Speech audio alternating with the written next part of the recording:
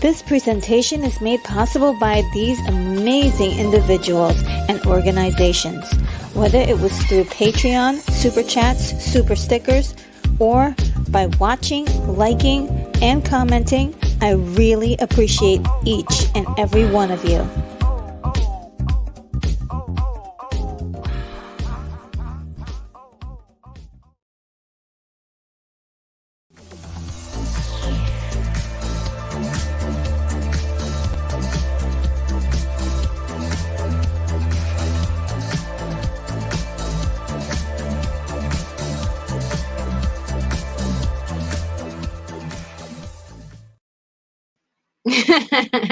Hello, everybody. I hope you're doing really well.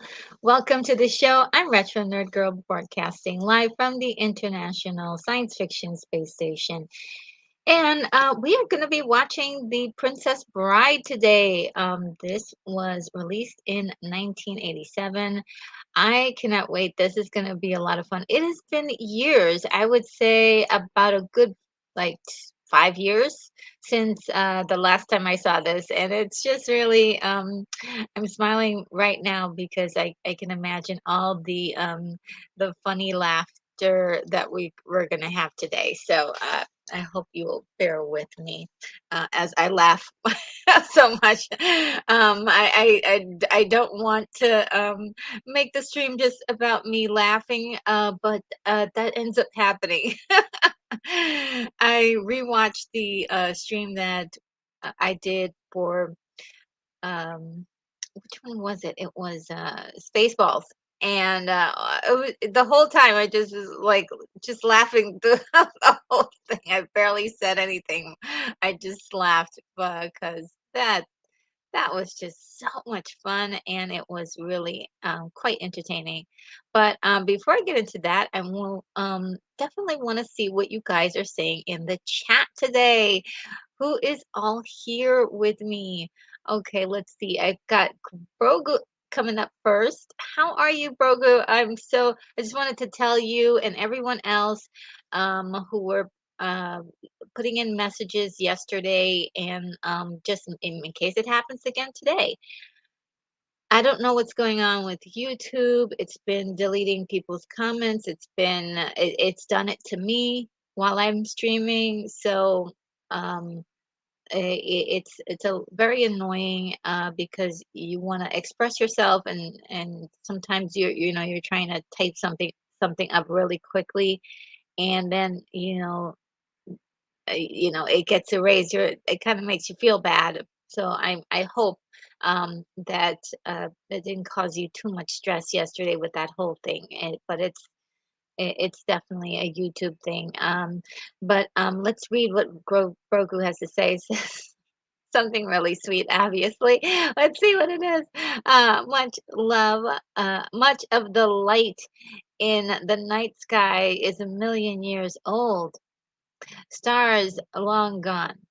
We need to appreciate the beautiful light that we have now, RNG. Thank you for your beautiful illuminating spirit. Wow, that is incredible. Thank you very much for writing something so sweet like that. Um, and I'm actually going to skip your next message because it is about Terminator, but I am going to reread it and I am going to add that as a consideration for our special project, which is fixing the Terminator franchise. And I'm this is me telling you guys that it's stormy now. Just to let you know, the skies around me are literally green. It's like green, dark green. And usually, typically at this time it would be a bright day, a very clear day. So I hear some rumblings in the background of storms, and I am expecting maybe one or two to come through. I'm not sure if it will take out the power, so just if it does, stand by, or StreamYard would will totally remove we'll stop the stream if it can't connect with me. But if just hang on there if you if it's just a few moments. Okay. So I just wanted to warn you guys ahead of time that there may be some turbulence on this trip. And Virgo says, coming in hot. And William Blake Hall here. How are you, William Blake Hall? Says, greetings, RNG and Brogu. Popcorn in bed is reacting to North by Northwest tonight, but I will hang here.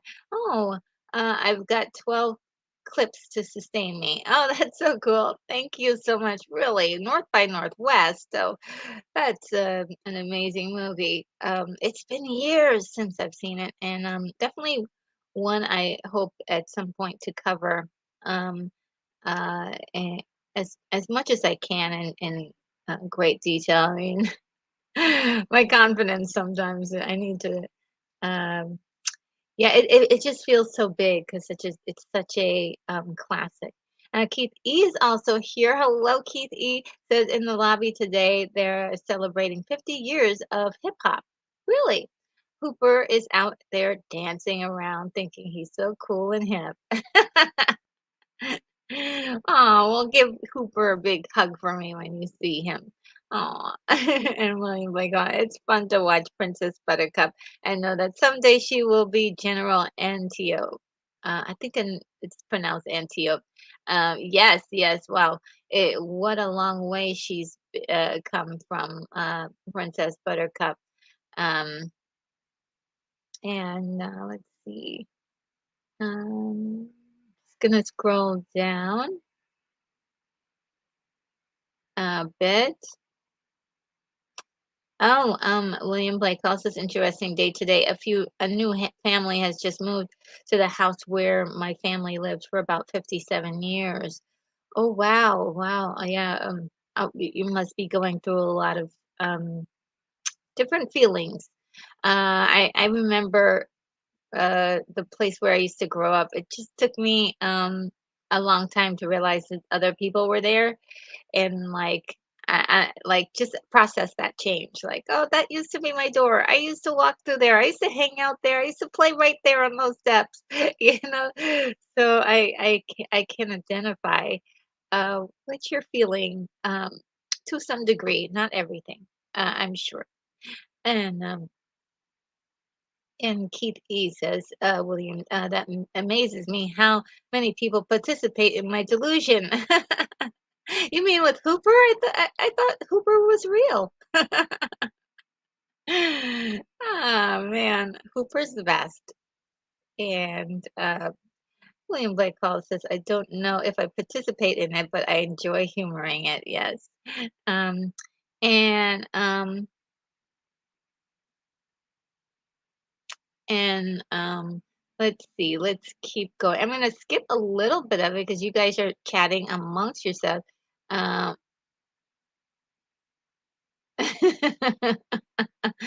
and let's see.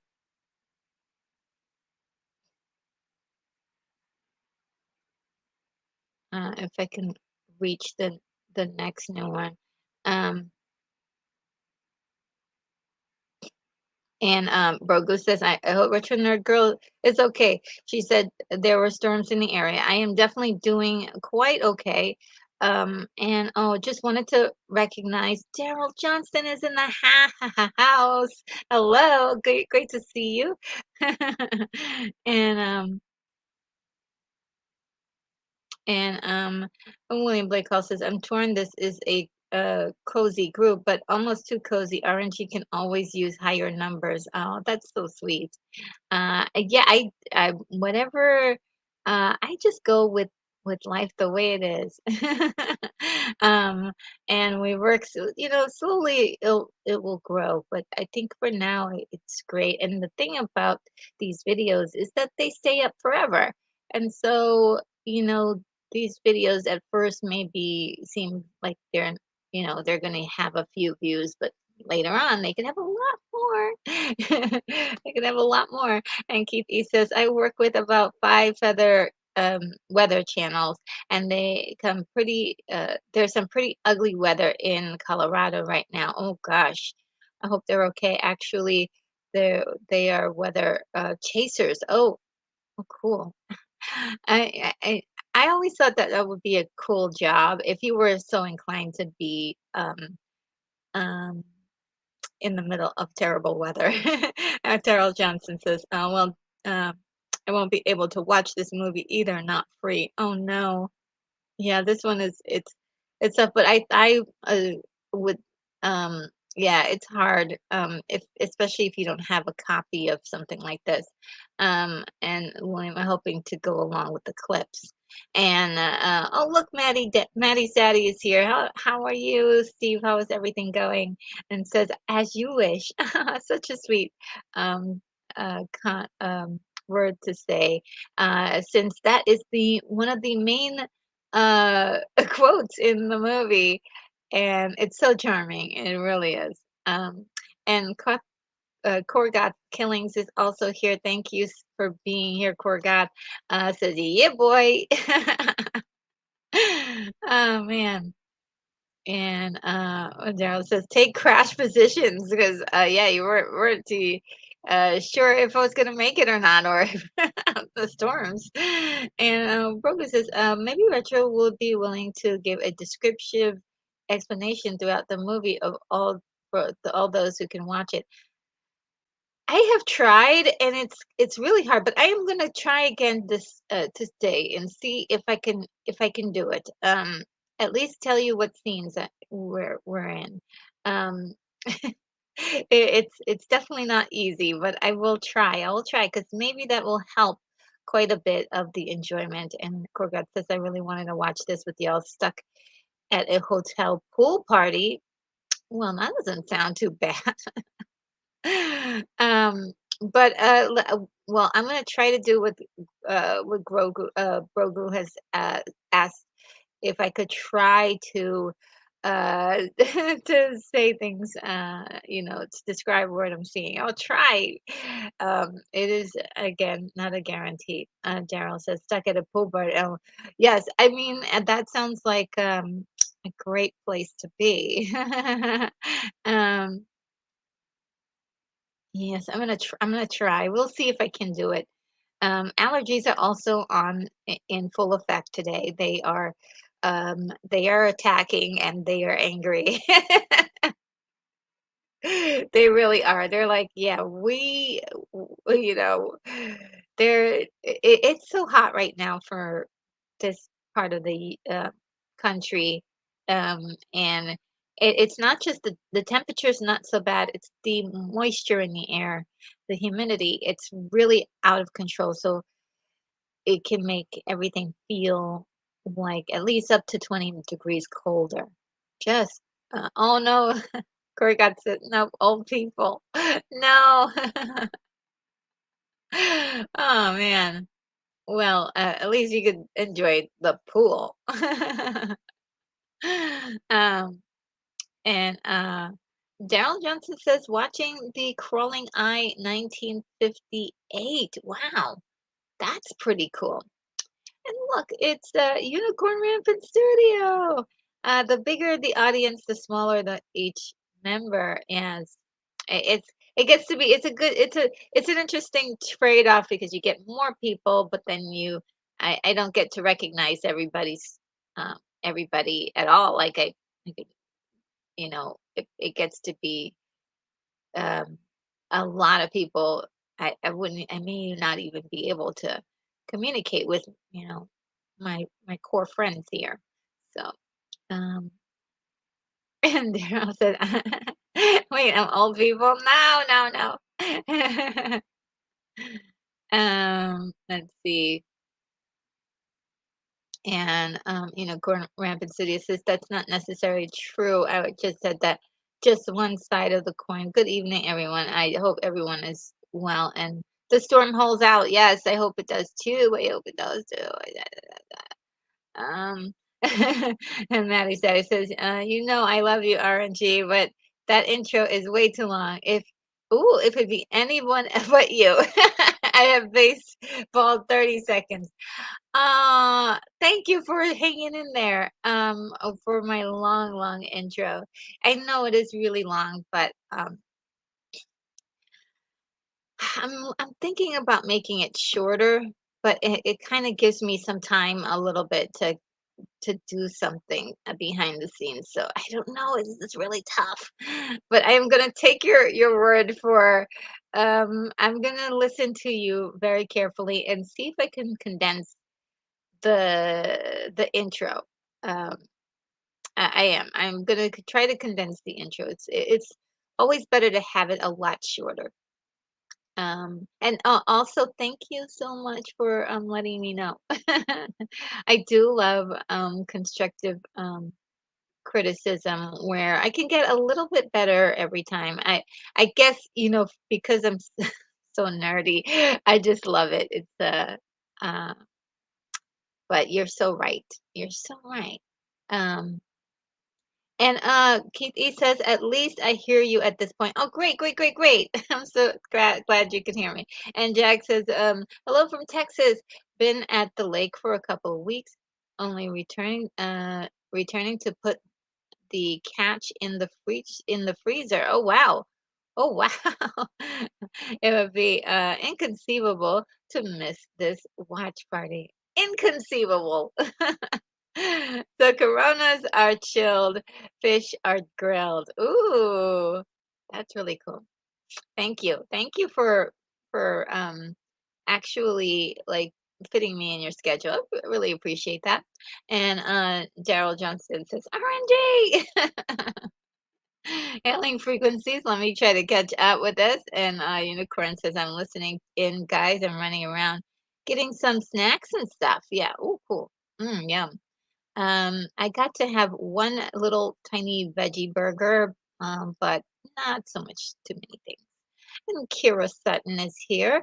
Hello, says hello, RNG. Hope your weekend is treating you well. Thank you so much.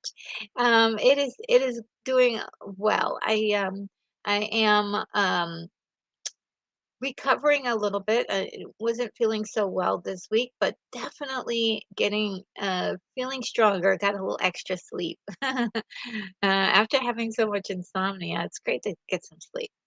And Shira is here and says, "Curse YouTube! They conspire against us, right? I mean, we work so hard and." Uh, just I don't know what to say. I think in one of my videos they took away the comments and I'm like, well, I guess what can I do? Daryl Johnson says I said something that like Brogu and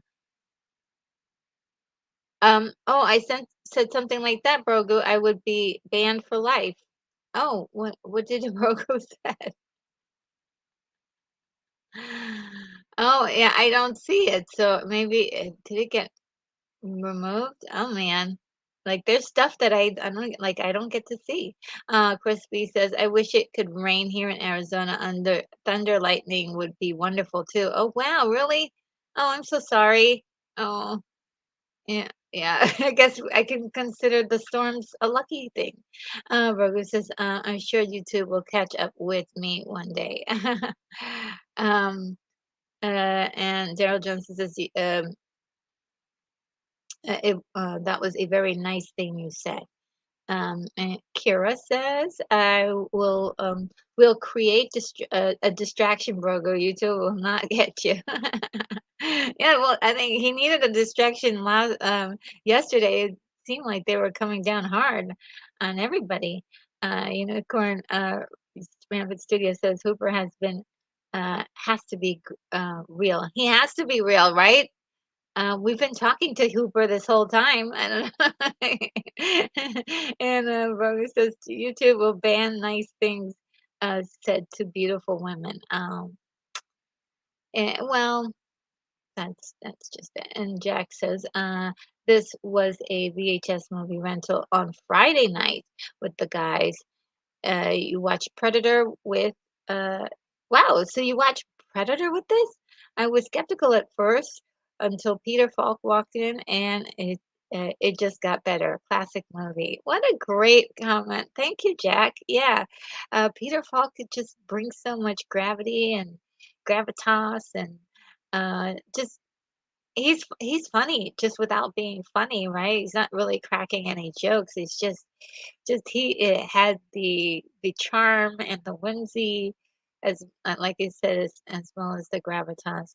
William Blake Hall says, Jack, which movie I really love? Me some fall. Oh, that's this movie, wasn't it? Oh gosh, the thunder and the lightning. Oh my god, I guys, I hope I stay on. And Daryl says, my name is Indigo Montoya. You killed my father. I prepare to die. And William was reaching for the dart gun. Yes, it could happen at any moment. I'm going to catch up, guys. I'm sorry, I'm about 10 minutes late. And Daryl, oh man, sounds like we should be watching the green slime with your allergies acting up. Oh, the green slime. Okay, yes, I have to track that movie down. I have not been able to find it. And William Blake Hall says, oh, okay, referring to Falk reading the book. Got it. Yeah. And Keith E. in North Dakota on the license plate, it says land of extreme weather. Absolutely correct. Let's just put it this way. If it started snowing, no one would bat an eye. In the middle of summer. That's just them breaks. Which is kind of cool because when you kind of operate like that, puts you in a chill mode. When Blake Hall says, "Hey, Green Slime is really kicking some, has a really kicking theme song." Okay, I gotta get that movie. Um, and you got someone who agrees with you, Daryl does. And Maddie said, he says, I say it with love, RNG. Yes, I know, I know. Another thing too, we all know these things within ourselves. Like I knew that. But it's when someone else says it's like, okay, well, I do need to shorten it, but I'm not sure how much I want to shorten it. So I do love the ability to put in your guys' comments in the beginning, and I like having at least a minute to do that. Um, and Unicorn Pursuit says, I think the length is very interesting. It does give you a chance to get in the mood and do some last minute preparation. That's exactly what I use it for. And Jack says, Columbo TV and the Chief Detective plus supporting villain is great in the Grace race. Ooh, he's a villain in the Great Race. A small role in It's a Mad Mad World. Also in the war movie Castle Keep. Ooh, William Blake also says, yeah, long, slow, cool intro is RNG's way of staying. Please stand by. Yes. Pandemonium in the background. Um, Daryl Jones. Maybe as I'm getting better though at this, maybe that it's appropriate for it to get shorter. We'll do some changes. We'll make some changes along the way. Daryl Johnson says, "Wonder if there's an audiobook for Princess Bride." Ooh, I don't know. That's a good question. Daryl, is there an audiobook? Oh my. Yes. Great questions. Adam is here. How are you, Adam? Says the word you keep using. I don't think you mean it means what you think it means. Ah, yes. What a line. Oh, look, it's Sin Havoc. How are you? I haven't seen you in a bit. Uh, how's how's it going? Says hi, Retro Nerd Girl. Hope you're feeling better. Yeah, I'm slowly feeling a little bit better, but I think the key is rest, and I don't get enough of that. I don't get enough rest. And Williams' Folk really helped Wings of Desire, a long, slow, meditative movie. It needed Falk to brighten it up. Ooh. And Kitty says, I heard there's an audiobook. Sorry, that's just a pun. Okay, let's see.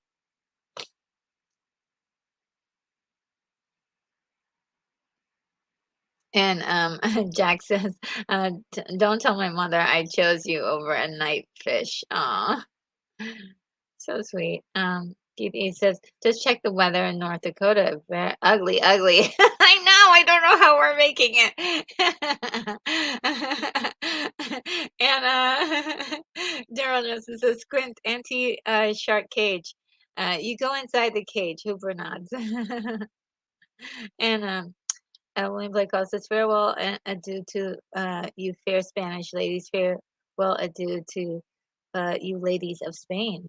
Um, and Bogo says, I looked at the road radar and you're on the edge of some strong rain. Yeah, I can hear the rain outside. It's really, really good. Oh no, I got no sound. Oh, I hope you guys can hear me all this time. um, I think you guys if you guys can hear me, just let me know. I think maybe Daryl might be your particular. I hope you guys can hear me. Okay, Keith E says have perfect sound. Okay. Woo! Not one of those days. Not again. And theme park casuals here says, "Hey kids, great to see you. Thanks for stopping by and hanging out with us." And and um and Brogo says, I also love your intro when it starts it makes me happy. That's, um, okay, so everybody else here, yes. So Daryl, maybe sometimes if you like restart your device, it can help with the with the sound and everything, or just recalibrate the settings. And Theme Park says Princess Bride is the most quotable movie. It really is quite quotable. And Joseph Begase is here. How are you, Joseph? Says back in the 80s, I used to attend a gaming convention, at and the con had a tradition of showing The Princess Bride on opening night. Yes, it is such a favorite, isn't it? It's such a favorite. And then Sin Hamburg is giving me thumbs up. He can hear me. And Joseph says, of course, this meant this movie had was quoted all through the convention during the games. Yes. Oh, so nice. Uh, and I bet it made probably you made friends along the way too. Um, and Daryl Jones said, "No sound from me then." Oh well, I'll have the audiobook going. Oh no, are you kidding me?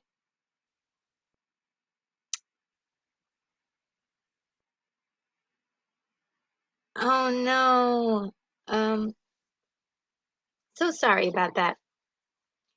Maybe if somebody can give Daryl the advice of maybe restarting his device, maybe that might help. Um, Sorry about that, Daryl.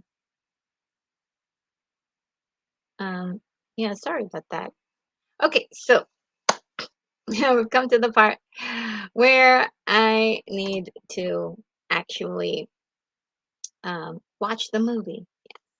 So I have my copy, and I hope you have your copy. So we're gonna watch our copies together. All right. So today I have my see if I can pull them out. These little guys here.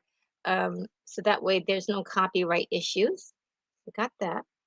And it's in with the mic that's built in to this particular headphone set.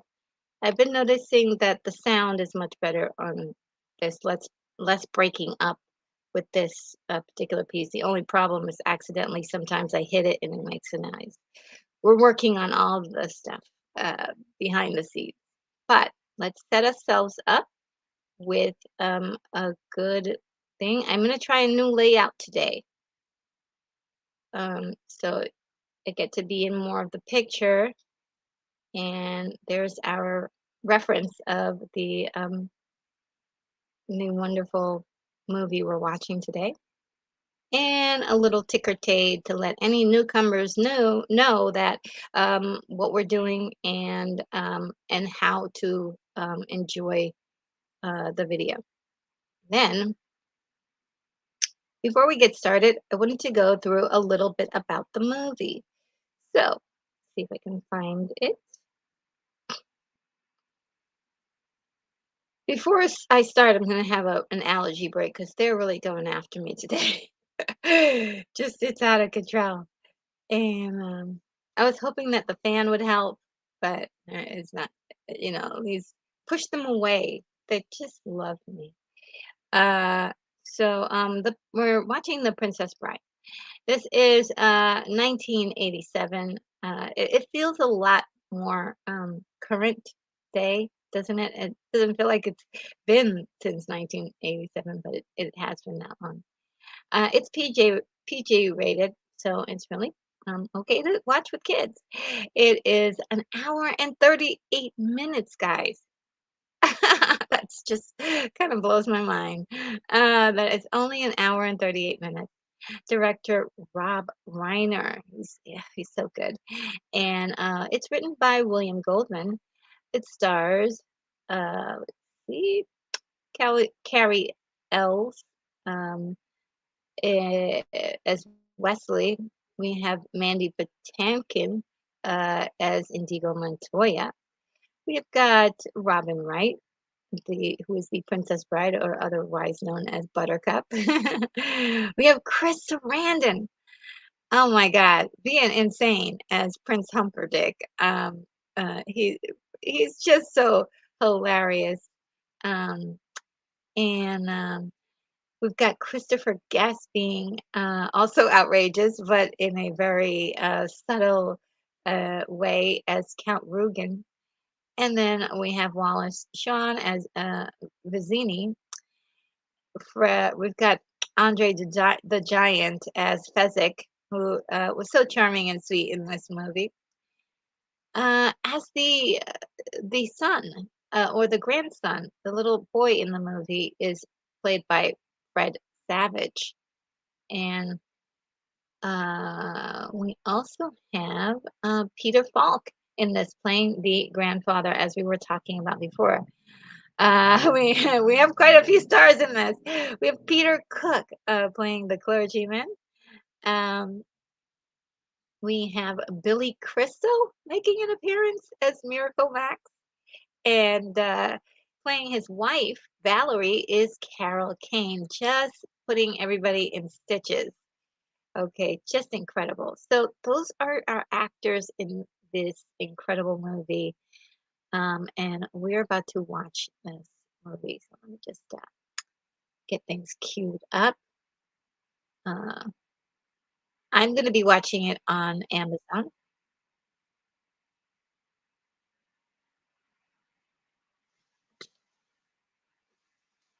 Okay, another bit of business I wanted to handle with you guys is that as you are, I'm going to look at the comments right now just to see if you've left anything, but I wanted to let you guys know that I will not be able to see the comments. Once the movie starts, I will have an auxiliary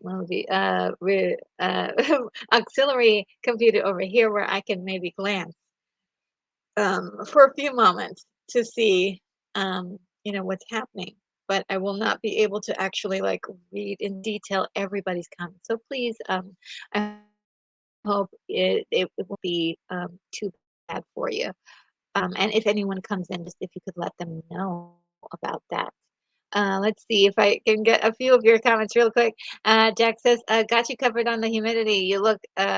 You could drink the air there. It's been 100 to 103. What for the last 2 weeks?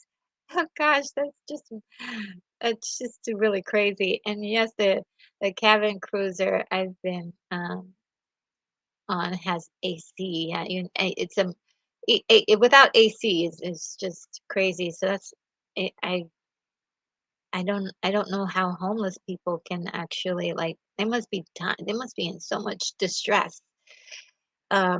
It just breaks my heart. Oh, Castillo is here. Oh my God, Castillo is here, and says Elvis was in Liar Liar. Yes, he was. Um, and Maddie said, he says, "My name is India Montoya. You killed my father, prepared to die." What a wonderful quote. And oh yes, this one. Good luck storming the castle. I should say it like he does. Good luck. Good luck storming the castle. uh, and Costello says, Elvis was in Kiss the Girls and Hot Shots. Yeah, I loved him in Hot Shots. It was so good. Uh, and Maru says, more retro in the pictures, always good. Ah, that's you guys are making me blush. Um, and oh, Keith E has a great suggestion. Hit the thumbs up while you can. Yes, if you're enjoying this, please do hit the thumbs up. It lets YouTube know that people actually like the content, and actually will push me out to more people, and then I can uh, make more content. Um, and William Blake Hall says, I was actually rooting for Elvis in Liar Liar. I mean, Jim Carrey's character was a lot of work. Yes, it was. And I thought um, he was given, I think he was, yeah, yes, yeah. I agree with what you're saying. I don't want to go down that road, but yes, when we get to that movie, we can get into the details of what I think about that character. Casilla says the first sword fight is epic. Oh yes, that that's crazy. But I mean, both of the two really impressive sword fights, and they were really really impressive. Joseph Begay says marriage. It's what brings us together today. And I love that. I love that moment. And Maddie said, he says, naturally, you expect me to counter with Capofera. Ah, yes. um, Daryl says, still no sound. This is inconceivable. Well, hopefully you'll catch us on the replay and you'll see that we're we're still interacting with you. And Casilla says Robin Wright was great in this and in Forrest Gump. Oh, yeah, she was. She was really good. That was her. That was really these two roles were her breakout roles, weren't they? Um, and she was in other things, but these were her. These were the ones that people really got to know her. And Casella says Andrew the Giant rules. And William Boycall says, for me, Chris Sarandon is the vampire from Fright Night. Yes, I just love him in that movie, and I do love him in pretty much anything he does. He's just so good, and wish that he was in. They had him in more movies, but I think he's a more of a theater actor as well, and so that I think that's why it comes. He comes off so grand and the big screen. I just love him, his performances. Um, and Casella says, anyone want a peanut? And Maddie says, you keep using that word. I don't think it means what you think it means. Oh man, we are just having so much fun. I was saying all the quotes. Um, turns out the audio is only mostly dead. Go Rosalie, go Princess Bride. Yes. And yes, okay, so that's what we were trying to tell you, Daryl. That's what I was saying when you couldn't hear me was refresh or reboot or restart your device and it would give you sound because that's usually what happens. Um Sorry that that happened to you, but yeah, now you can hear. And have fun storming the castle. Everybody's using all the words and mentioning all the people. So okay, well, true love.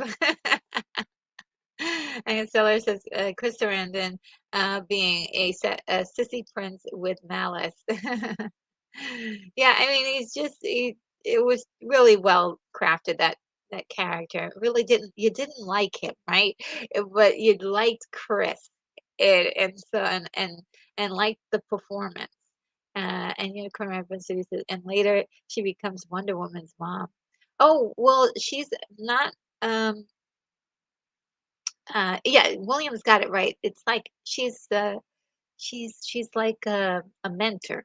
She's more of a mentor, and to her. And uh, uh, Wonder Woman's mom is Hippolyta, um, and yeah, let's not go down that route because then we start talking about Justice League, and then I'll start fangirling out. Okay, and they're also supposed to be, why do you wear masks? Were you burned by acid or something like that? And Unicorn says, "All right. Oh, that's right. I forgot. Streets of Fire lady is mom. Well, Streets of Fire was Clark Kent's mom." And she's Kurt Clarkson. That's like a whole nother topic, as I was saying. Emily Blake calls this not a big fan of Streets of Fire, but I love the ending. But no, Connie Nielsen is the mom. Yes, Connie Nielsen is the mom. Who also Connie Nielsen was also in um, Devil's Advocate, and she was very good in and a unicorn rabbit. Sorry to be off topic, guys. I guess I think of Robin Wright as playing Hippolyta, which is just not correct. Yeah, but she played such a great role. I forgot that her name just that quick, but it is incredibly and incredibly amazing. And uh, and he's laughing. And Brogu says Terminator just to see what happens. And no response. And Unicorn says, I've never been anywhere more fun to be inaccurate. Thank you guys. Of course. Of course, yeah. You know how I get I get so many things wrong. And Daryl says, when asked to name his favorite thing about making this film, Andre the Giant replied, without skipping a beat, nobody looks at me.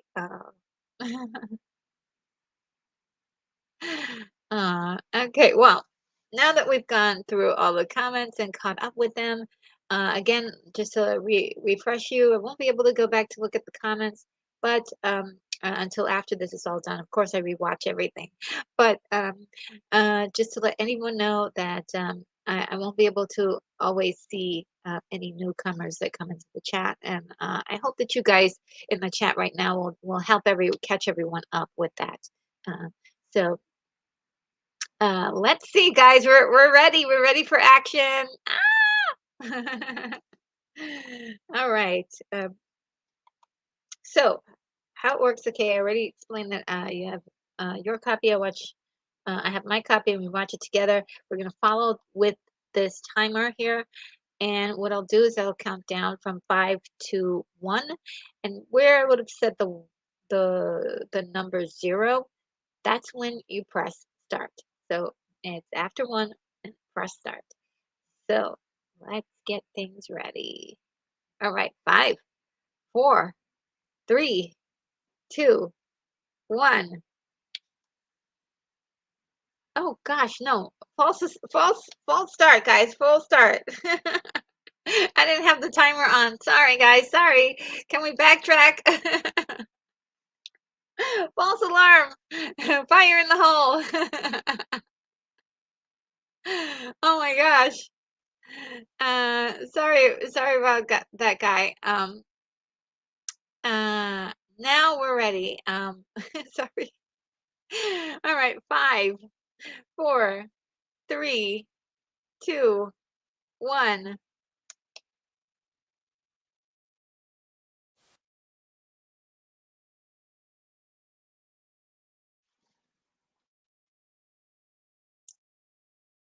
Let's see if I've got everything set up. Oh, the timer looks perfect. I like this setup a lot better. It looks more. Uh,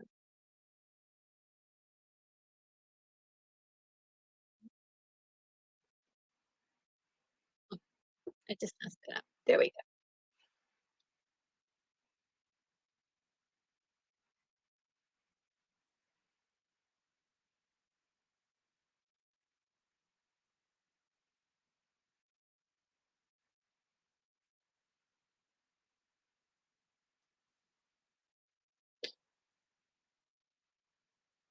Okay, so young boy is in the room, and his mom just walked in, and she just opened the windows. He's feeling sick, and it looks like it's about Christmas time outside. I never noticed that. There's Christmas lights up. Yeah, Christmas time. Oh, he's just pinching his cheek. Oh, the grandpa just walked in, just pinched his cheek, and we really grabbed his cheek really thick. I used to hate that when people always to grab our cheek when I was little. She just said that televisions used to be called books when he was little.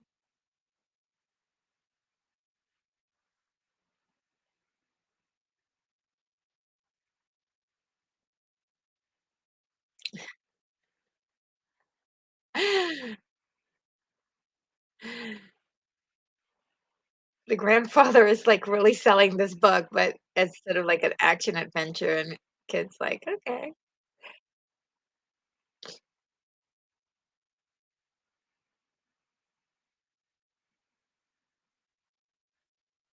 Okay, and the grandfather is starting to read the book.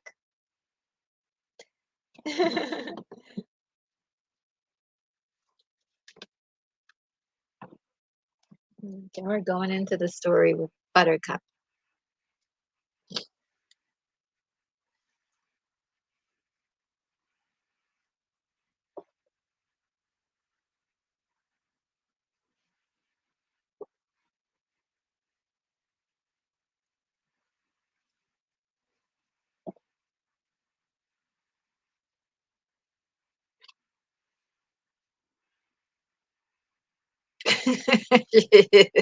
It's so weird to see her play this kind of role.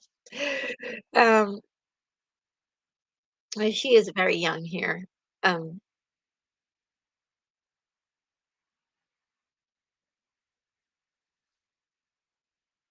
so she's starting to realize that every time he says,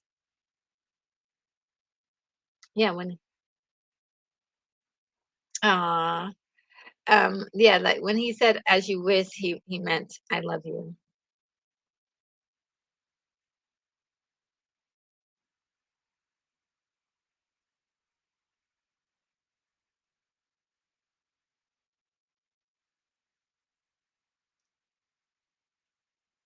Uh-oh, the sparks are just, phew, they're flying everywhere.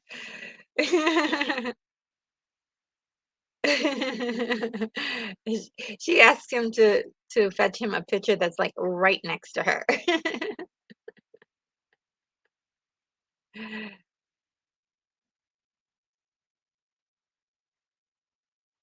So I guess she was telling him that she loved him by asking him to do something so ridiculous, right?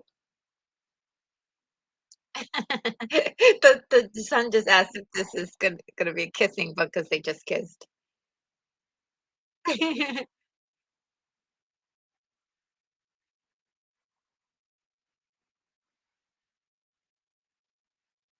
Aw.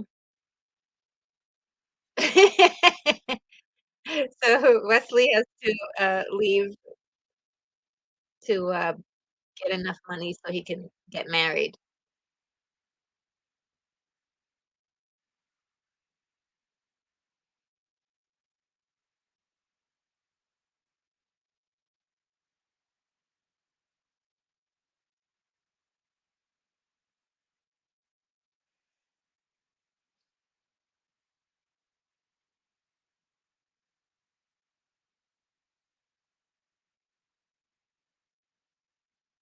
Oh, they're such a cute couple together.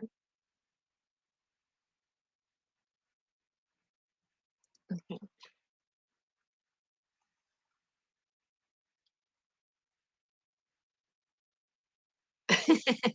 Uh, so Buttercup just got the news that, Wesley was killed by pirates,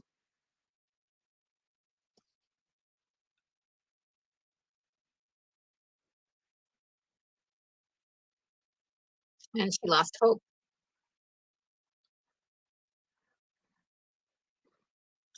There's Prince Humperdinck.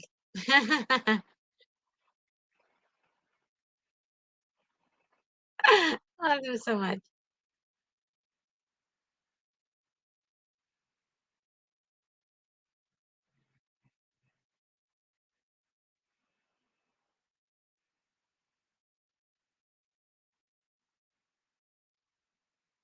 He's so sweet.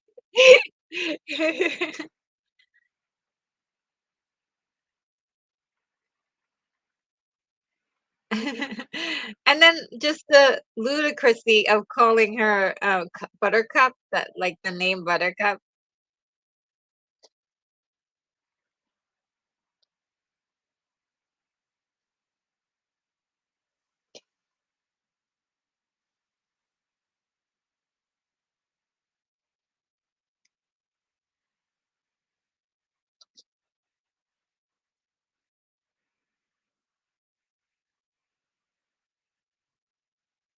So, Princess Buttercup has to marry, um, Humperdinck,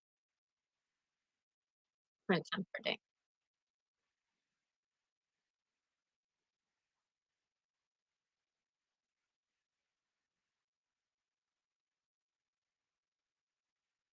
Oh, yeah, something happens here, doesn't it? Oh gosh, the 3 of um,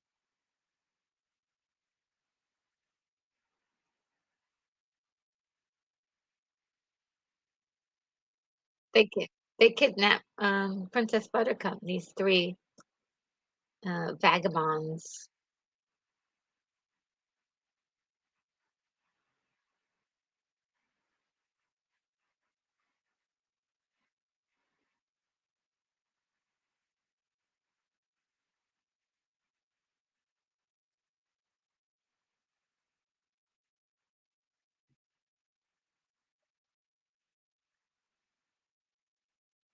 Oh, yeah, they're planning on killing her. Yeah, yeah, Humperdinck is only killing her, is only marrying her so he can kill her and then create a war, blaming it on the bad guys across the river. Excuse me.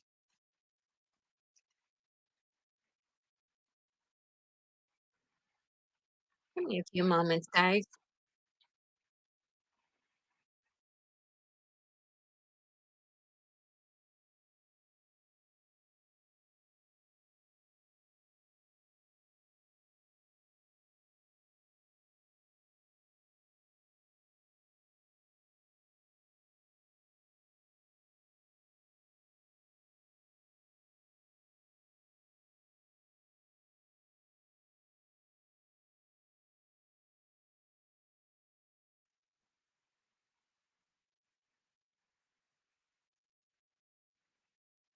The rhyming.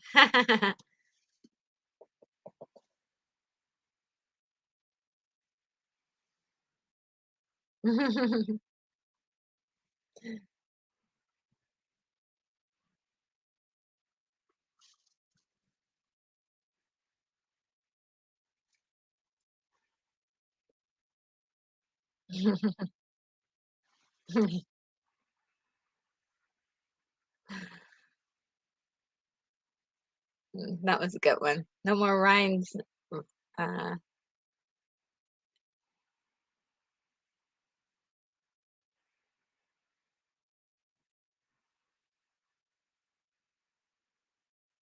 that would be inconceivable.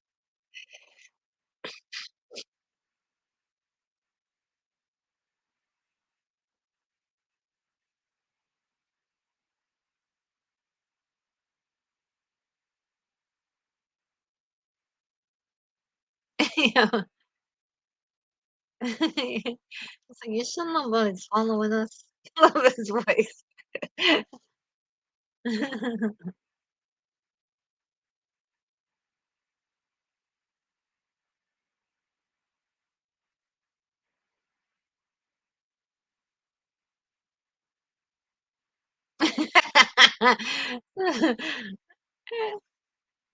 I just love the way the script is really good.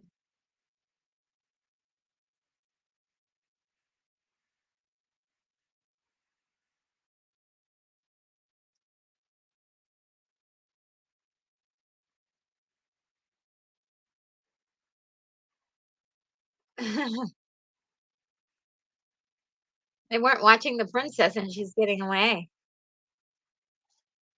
They're on b by the way, anybody who doesn't, can't see this, she is, on a boat.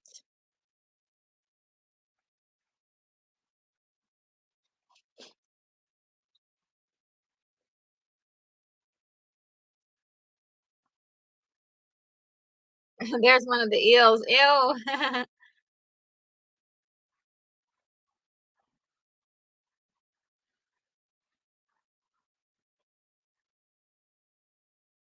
Oh, those eels look pretty gnarly.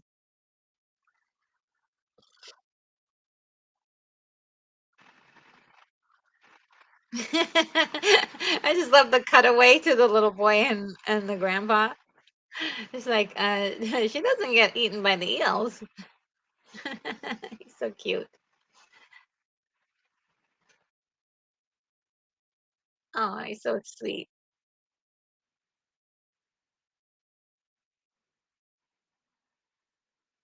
It's so cute. He's like, "You can read a little bit more if you want."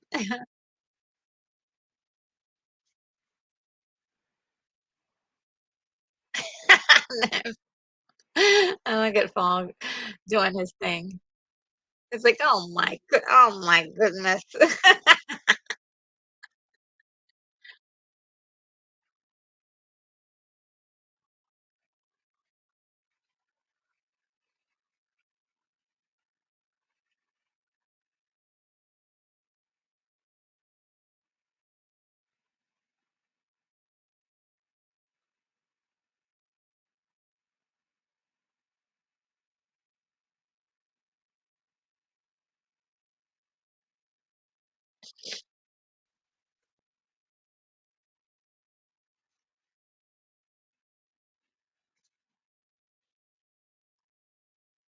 The cliffs of insanity.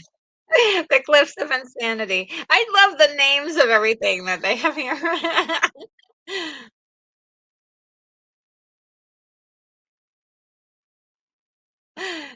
He's starting to panic.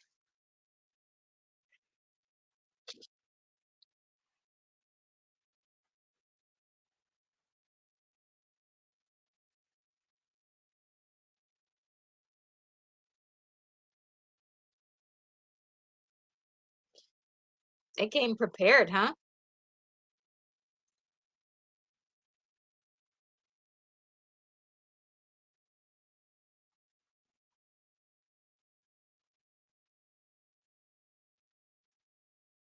Actually want to know how they practically did that.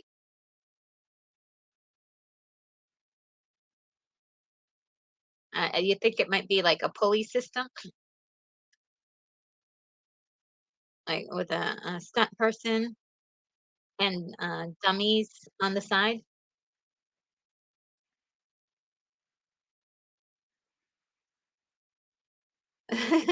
Conceivable.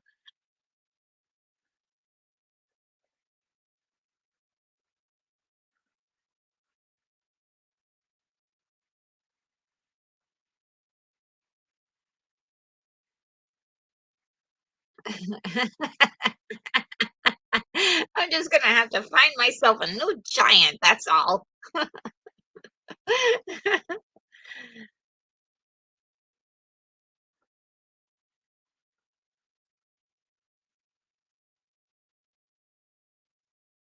Yeah, I mean, I always thought that was really, really well done. It looks doesn't look like totally authentic, but it's interesting how they're doing it.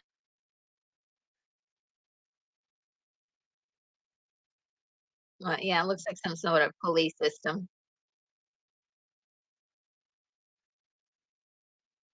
Another part of movie making that is also very like astounding to me is, of course, the whole concept of stunts and things like that. Uh-oh. He's cutting the rope. Uh, they think they got him. And he's holding on. He's got very good arms. He didn't. Oh man.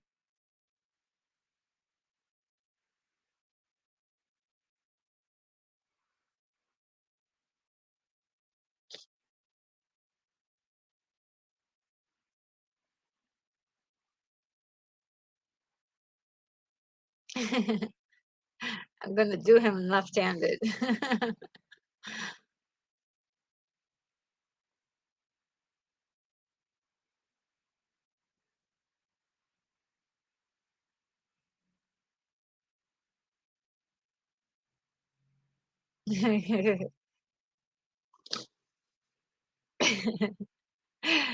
um, Fezzik is like, people in masks cannot be trusted.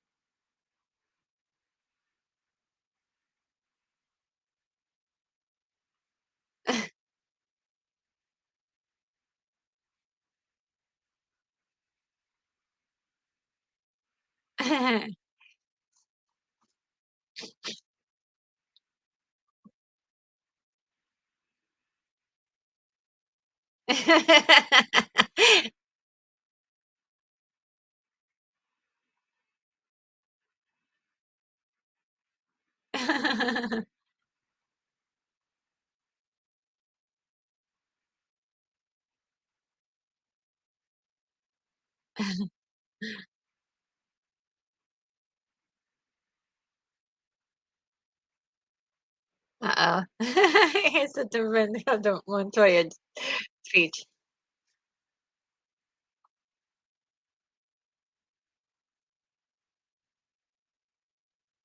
He's like,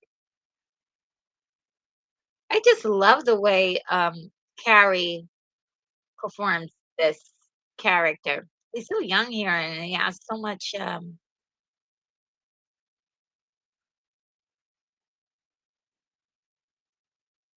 don't know what the word is, but it's just got strength behind it.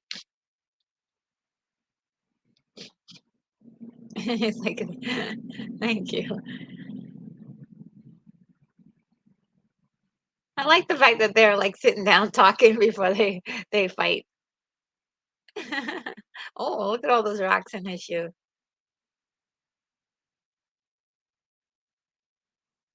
He's looking for 6 fingers.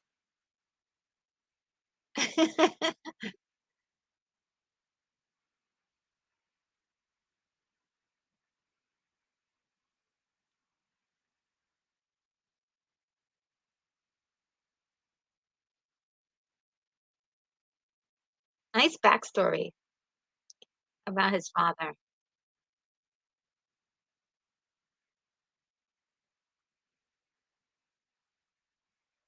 I can tell that these men have honor because he actually gives him a sword to inspect.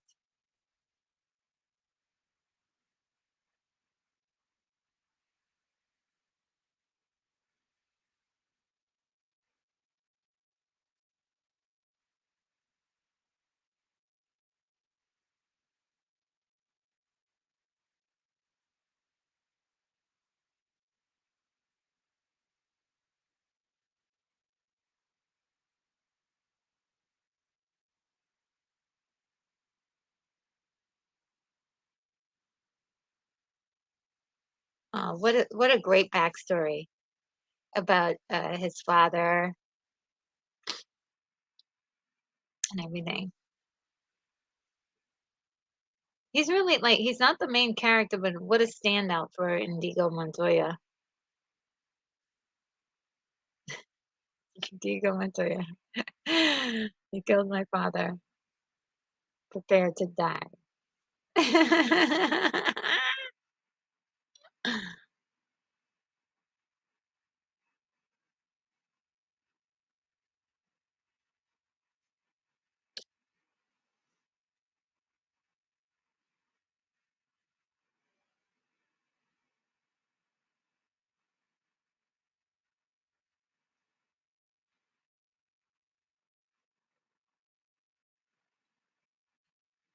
You seem a decent fellow. I hate to kill you. He's like, I hate to die.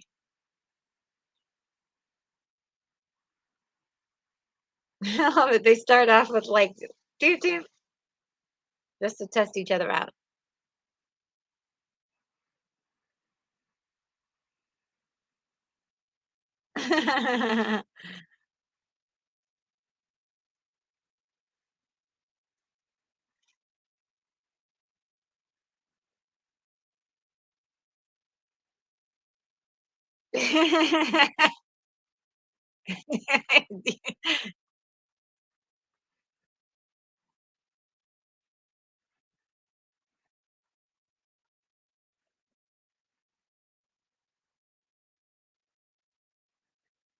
Flip. Nice.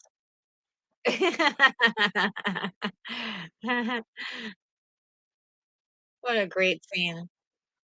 He's like, "You are wonderful."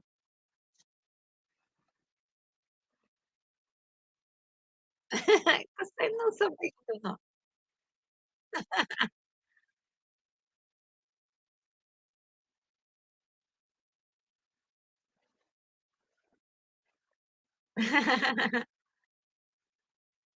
You're amazing.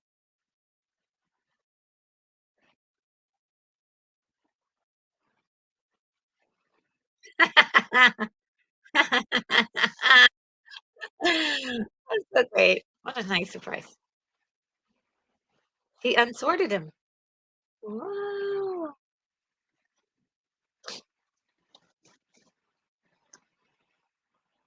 put down his sword and does like this epic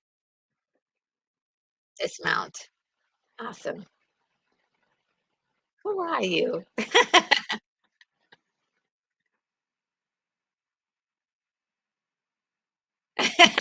I mean, he's like, okay.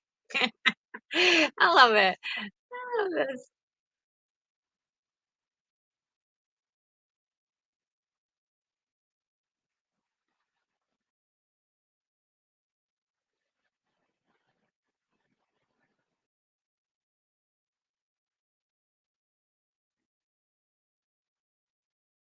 This is so great. Love it.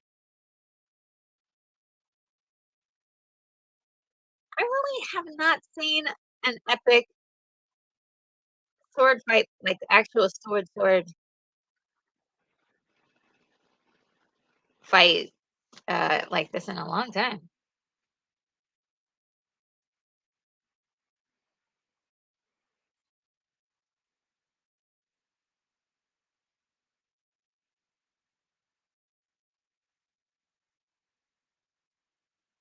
I love that he didn't like it wasn't about killing him, right?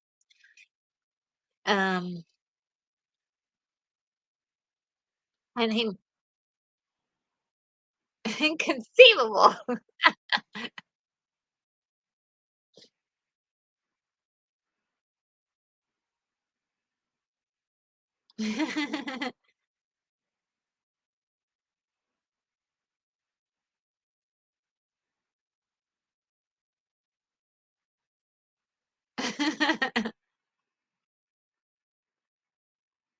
Aw,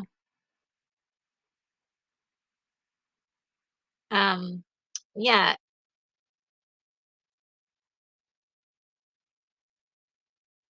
I like the fact that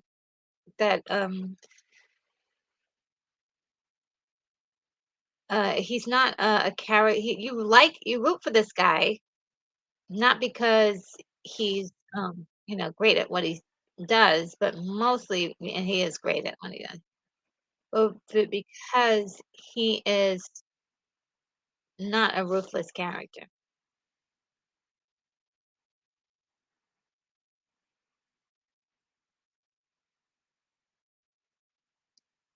I always like that, skill against skill alone.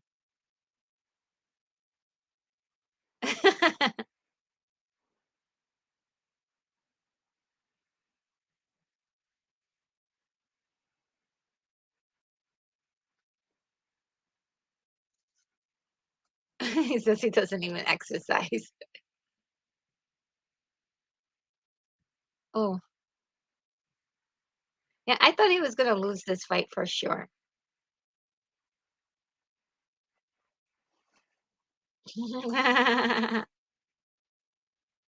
Although I'm trying to I'm trying to Aw.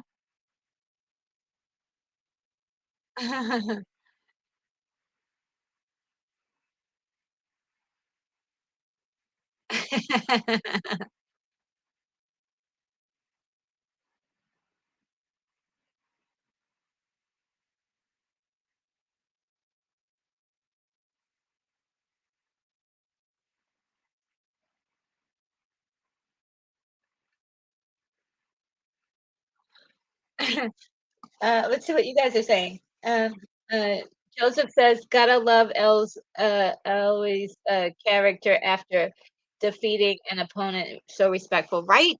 Right. I love that. I love the way he's like so respectful, and and we see that.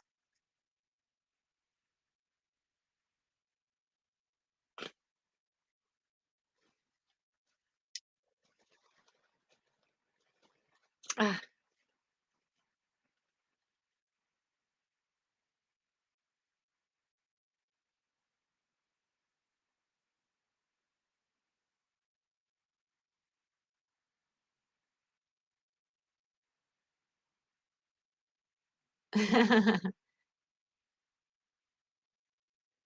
And I love the fact that he turns him over on purpose to make sure he doesn't like you know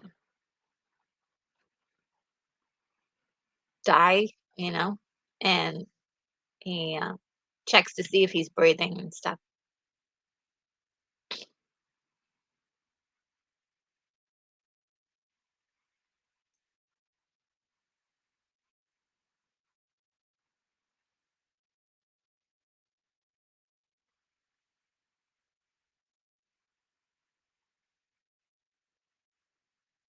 Gilda.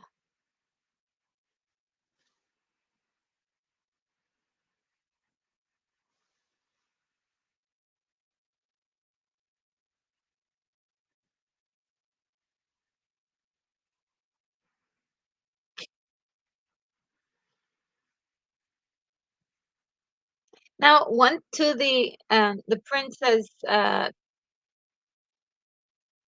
benefit or attribute I find very interesting. He did know how to decode those footsteps at the battle. So he's a bit of a hunter.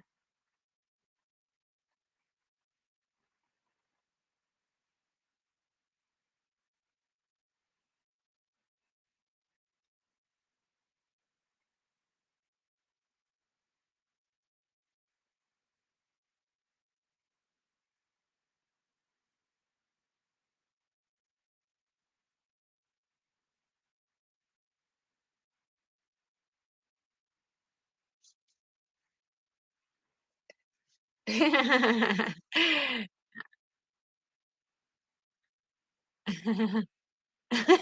calling them a moron. I love him so much. He's like, ever heard of these great, you know, thinkers? Yeah, they're all morons.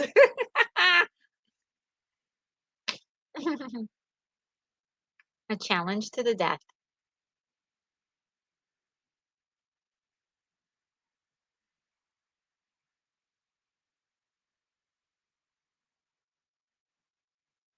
I love it. It's like, inhale this. Do not touch.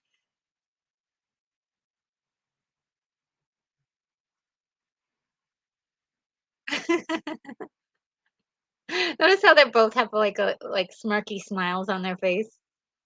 It's really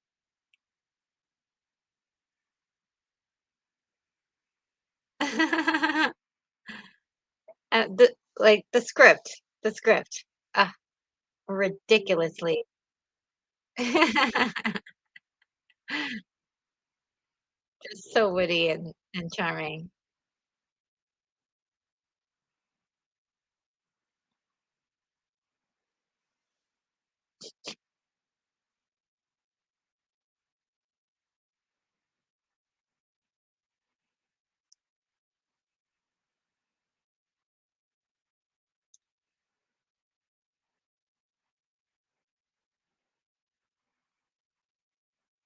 I love it. I love him trying to break this down.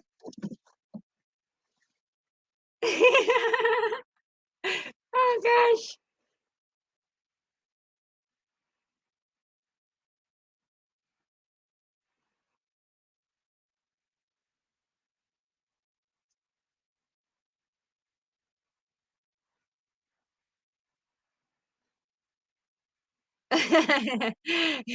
Truly, you have a dizzying intellect. I love that.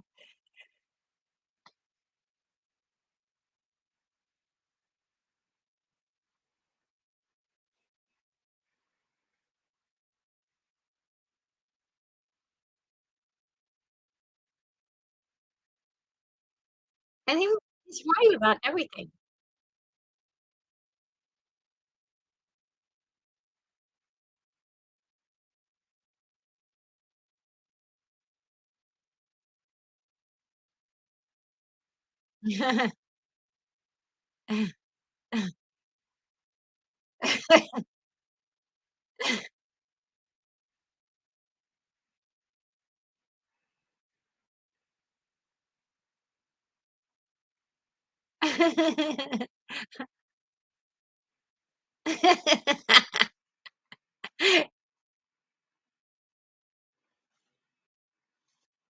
I think stays. Oh, you know what I forgot, guys? I forgot the light. I think it might be too late. Um, I'll just leave it.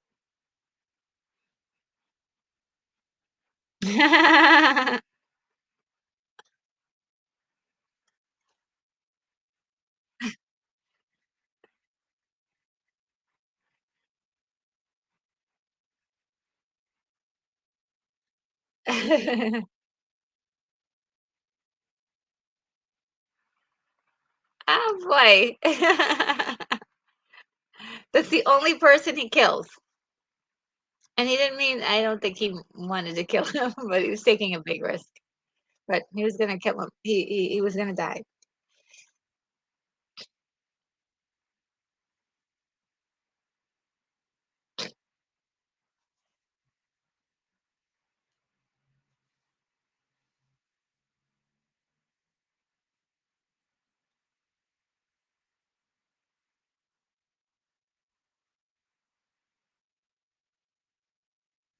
Look at the way he just plops on the horse.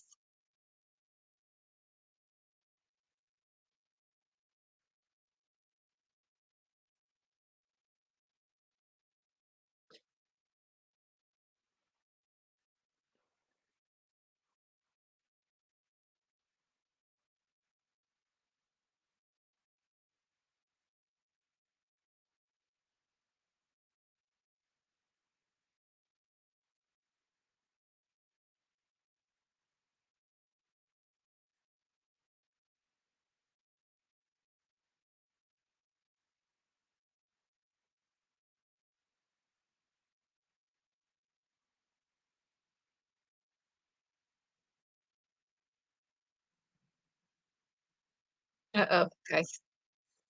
The thunderstorms are coming in.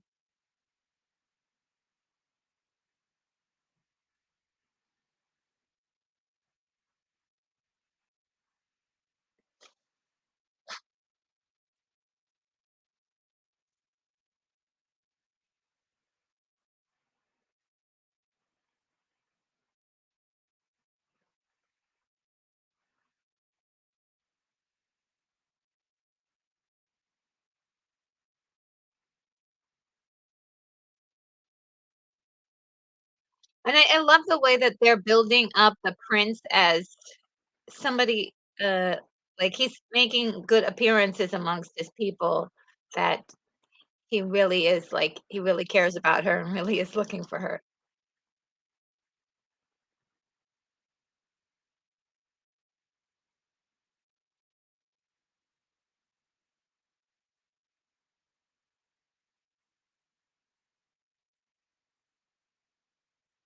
Oh yeah, that she think he's the dread pirate Roberts.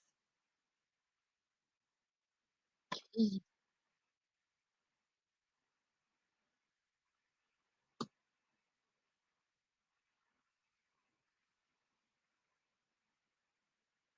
Aw.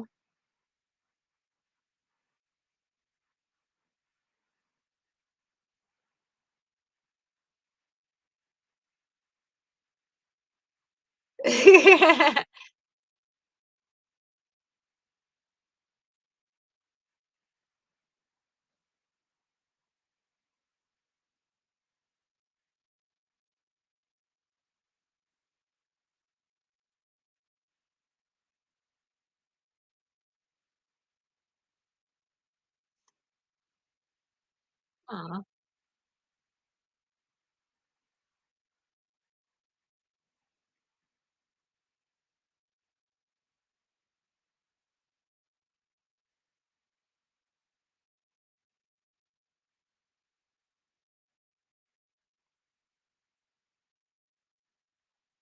true love.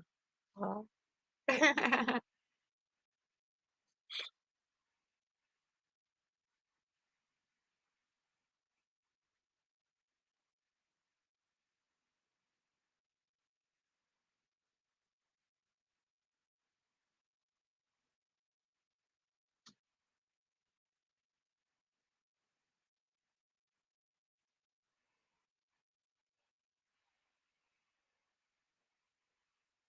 Oh, there's Prince Humperdinck.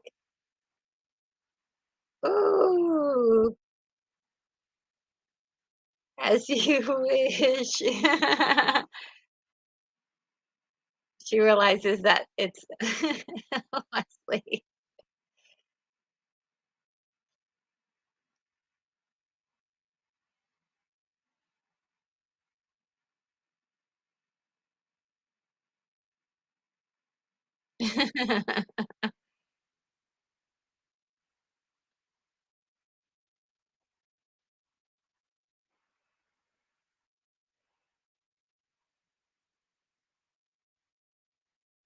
Oh, the fire swamp, guys. Ooh, fire swamp.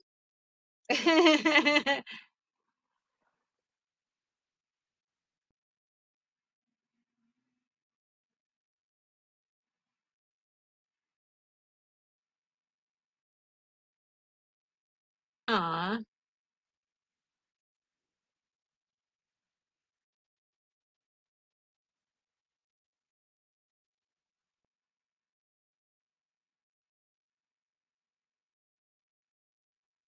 death cannot stop true love. Oh, wow.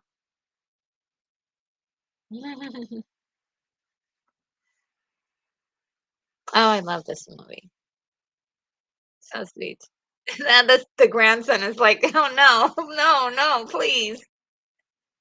And they're kissing again.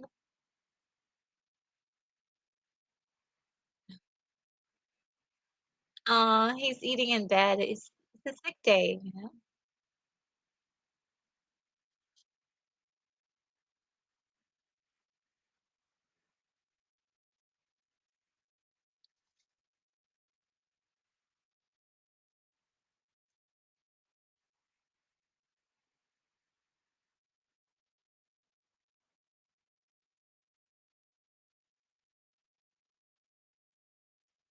The fire swamp man.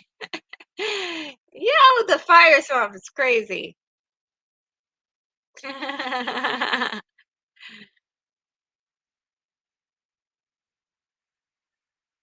It's like you get 2 things that are completely opposite and put them together, right? Because swamps are not, you wouldn't consider anything fiery to be in a swampy area.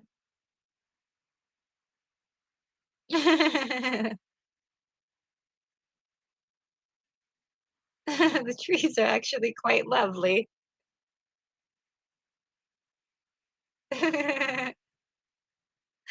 I just love that dry humor, it's just really funny.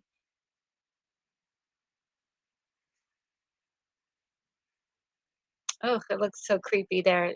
Imagine all the horrible insects in there and spiders and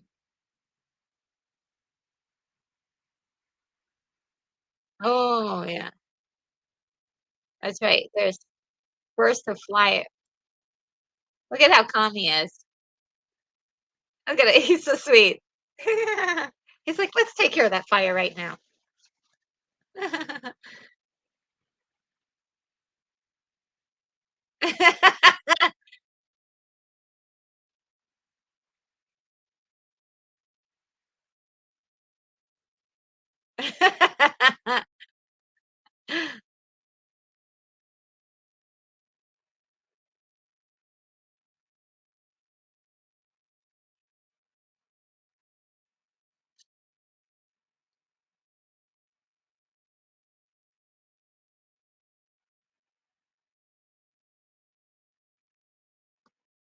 Yeah, I love this little idea. He just knows when it's happening now because he could hear it ahead of time. I love characters written like this, though. I mean,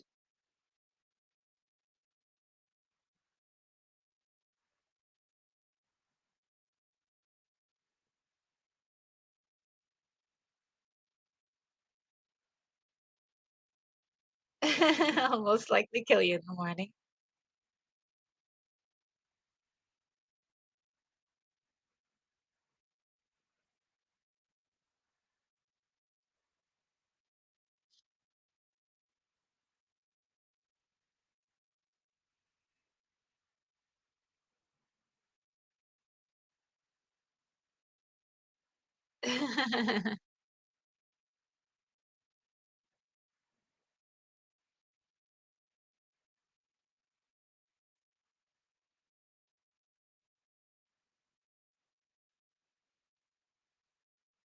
Yeah, I love the idea of handing down the reins to something like that.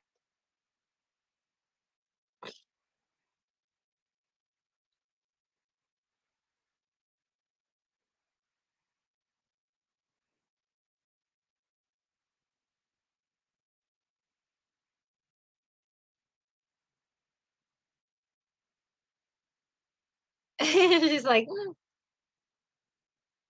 oh,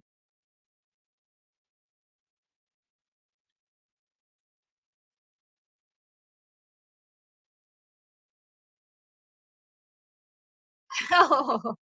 It's such a oh my god, so good. Like, how do you write a story like this? This is incredible. Oh, ew, I hate these guys. Yuck.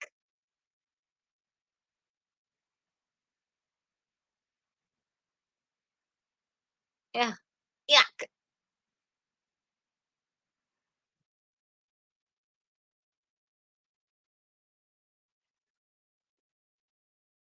I like how there was no music and they come out there like, I don't even wanna know how they filmed that. Like, that's gonna be, like, the worst.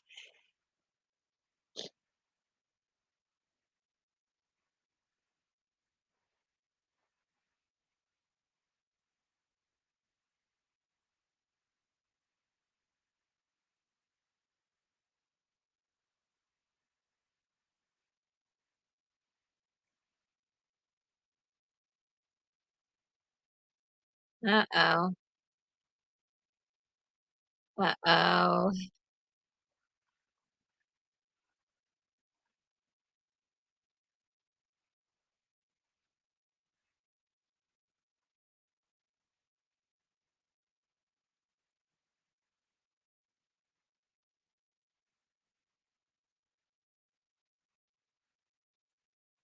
No.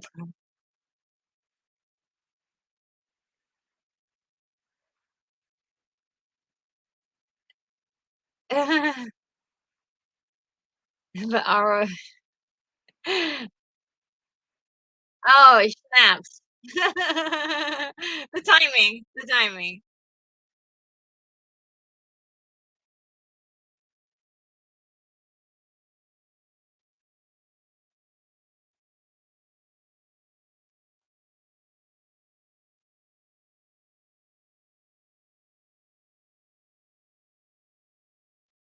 Yo, oh, yuck. Ooh, they're so gross. Ooh, I bet they're smelly too. Ugh.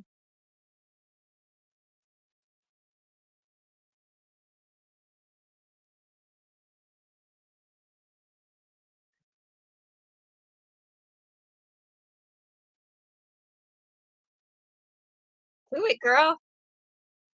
Oh, you gotta hit him on top of the head.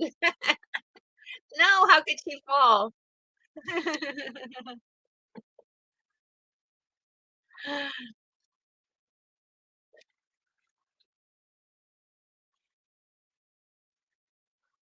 Oh, yeah.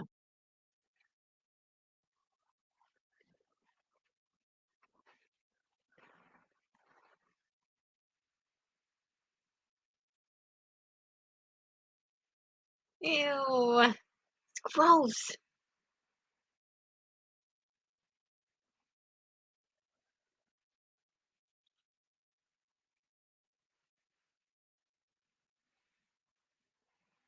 Ew.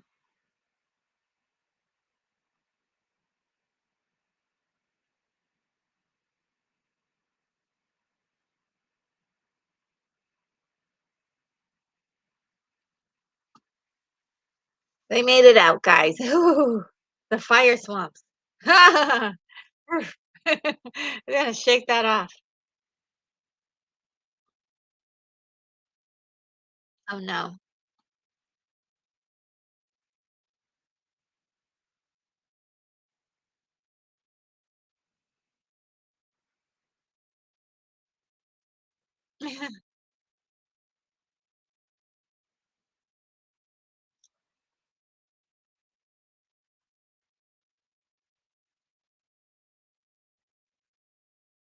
Uh-oh.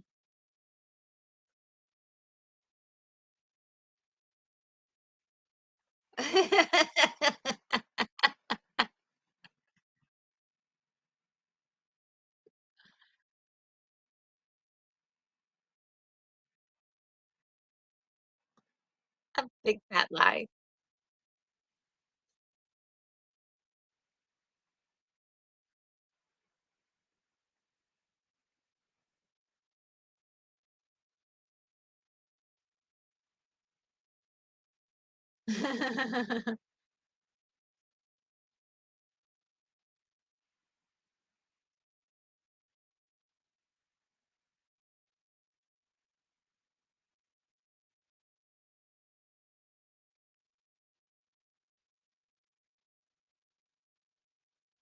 Oh, wow.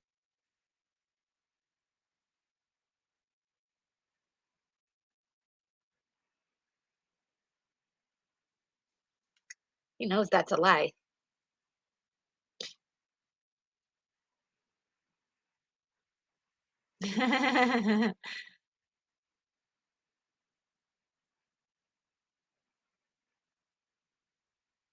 Oh, 6 fingers.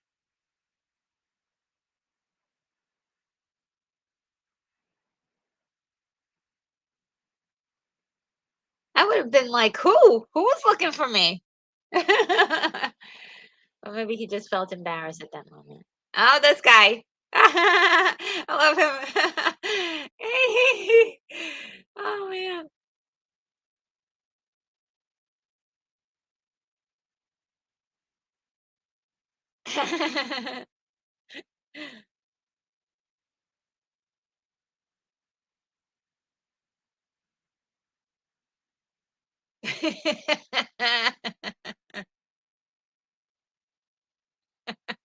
It's like almost like he's loving that role so much. Oh, man.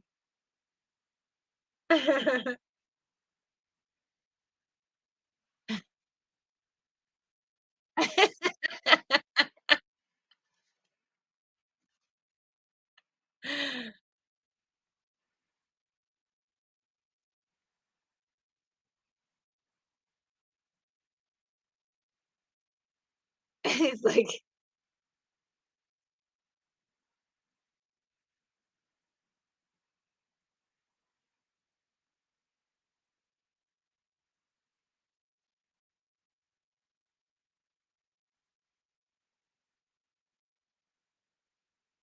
he's like really loving. He's like, "Yeah."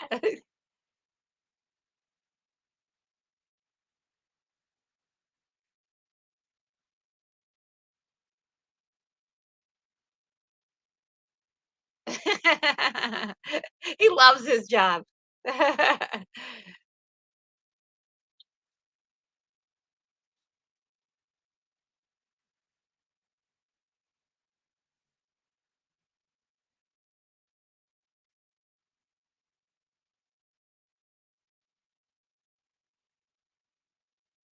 It's like, "Of course." Oh, the yeah, the king died. I need, a small minute, guys. The allergies are attacking. Give me a moment.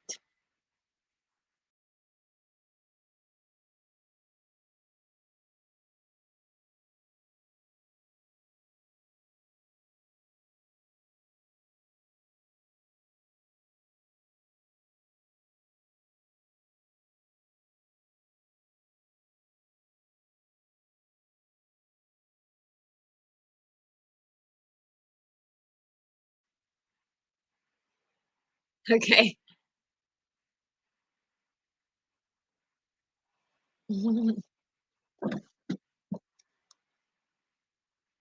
Buttercup.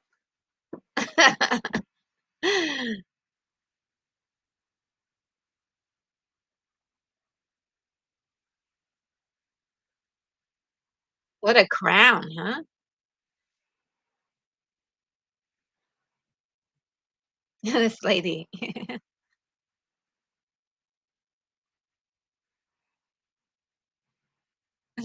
had love in your hands. You gave it up.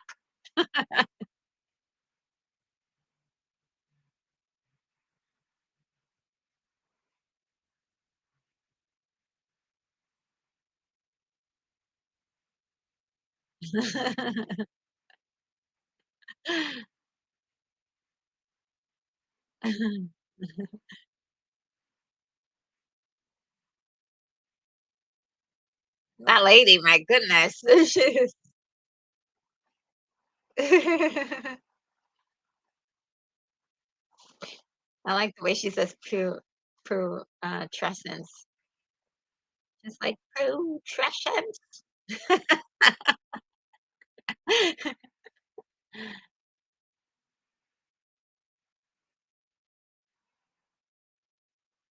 Uh-oh.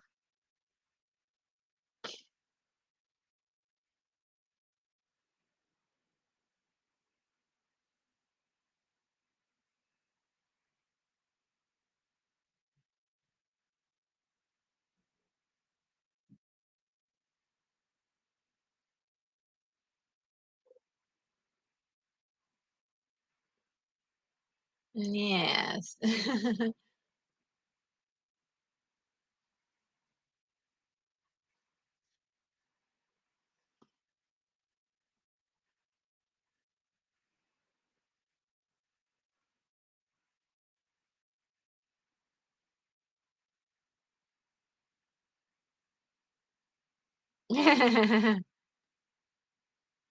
I think this really threw him for a loop, so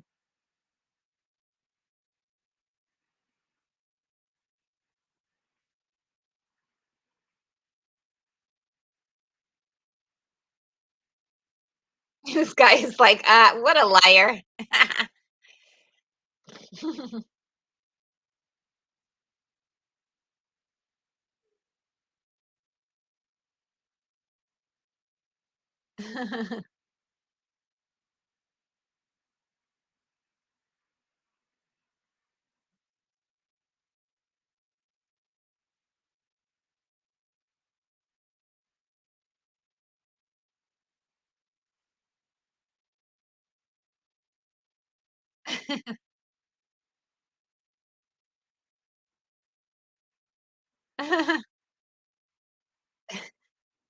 What a creep.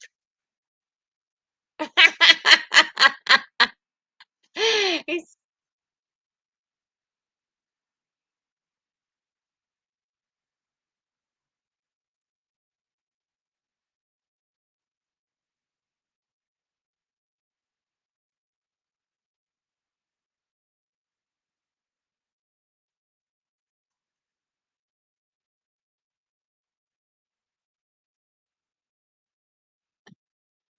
the way it's just like my wife tomato. It was just like like oh yeah, no big, it's just part of my schedule. Let's see what you guys are saying. Moonbeam says Jamie Foxx as Miracle Max. Maybe, maybe. And Retro as Buttercup. That's sweet. Um, and Rogus says,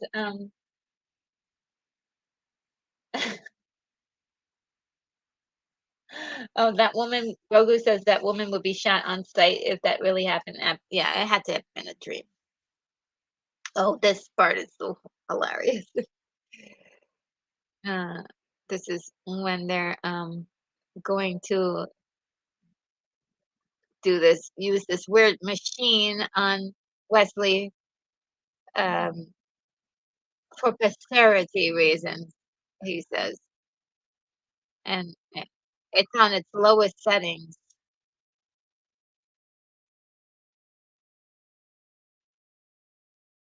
I just love their work.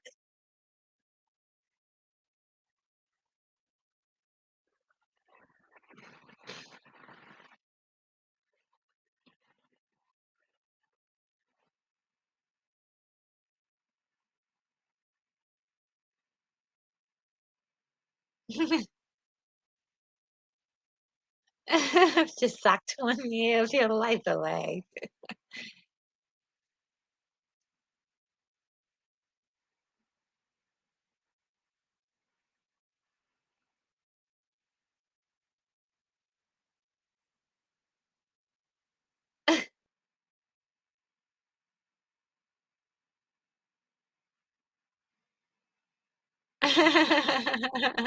What a cruel character. Just unfeeling.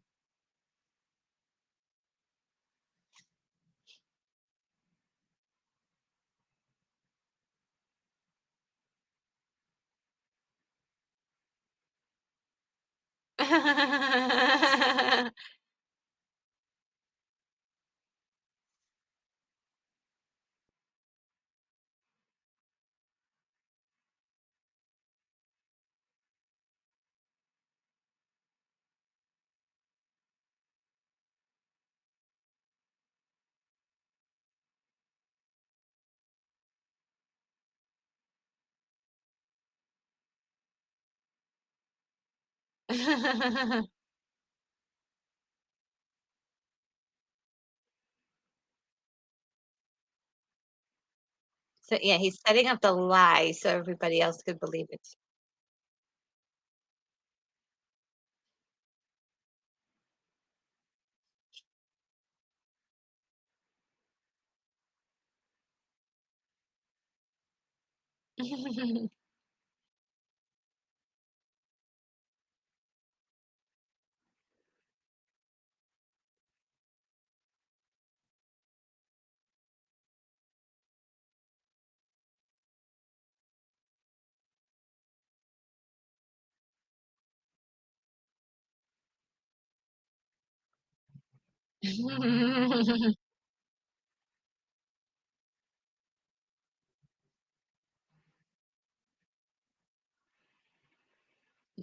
Go back to the beginning. I love that part. You told me to go back to the beginning.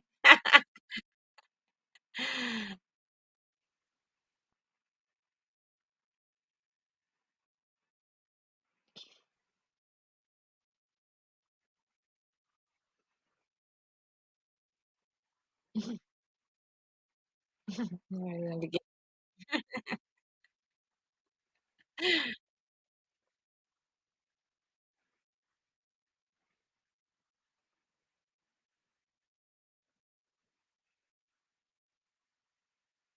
Look who it is.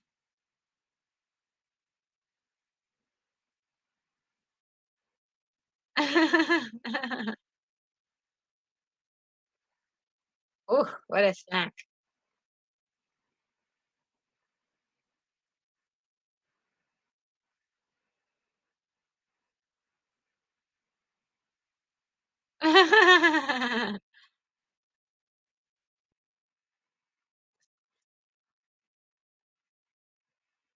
Aw, that's a true friend.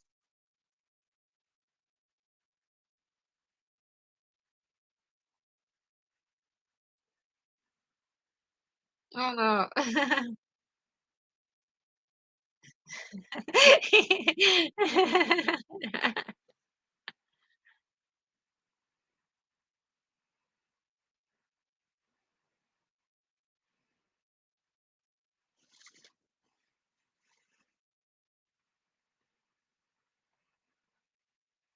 Yeah, he knows he can't take on all 30.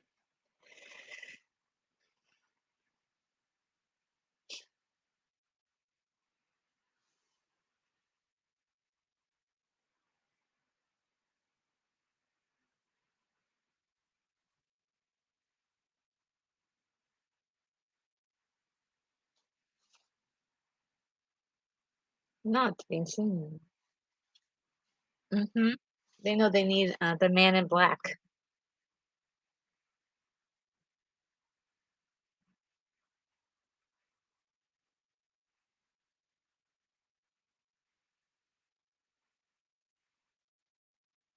So this part of the story is when it's focusing on him miss completing his mission, and his mission being, of course, getting the 6, finger man.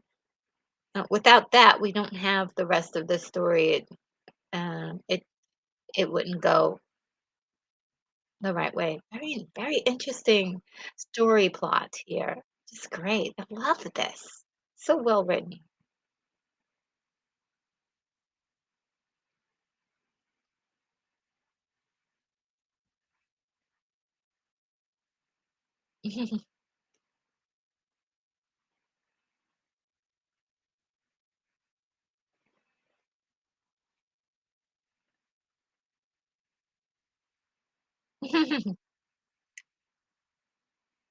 Oh gosh, he got caught in his own lie.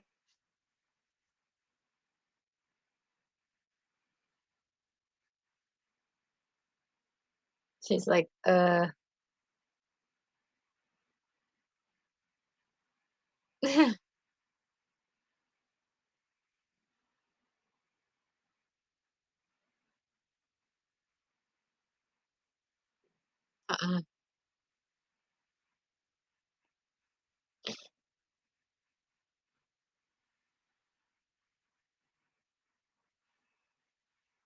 Ooh, yeah, oh yeah, that's a big line.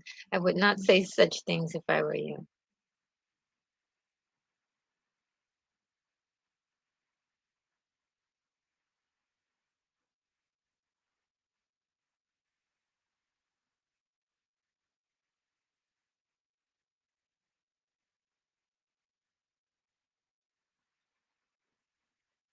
Say such things if I were you.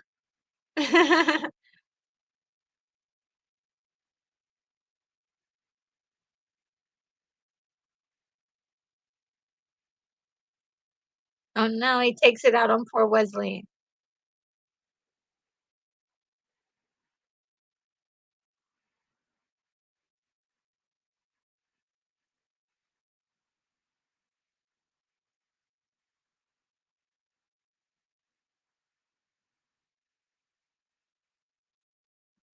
50,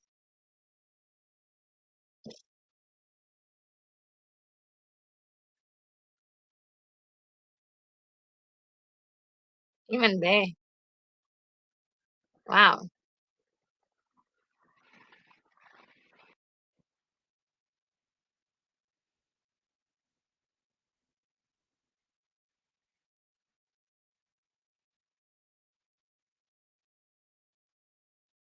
Ultimate suffering.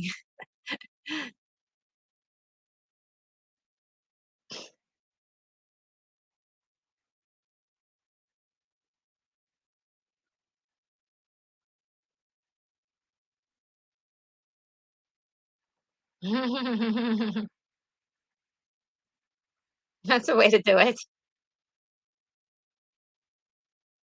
Uh-oh.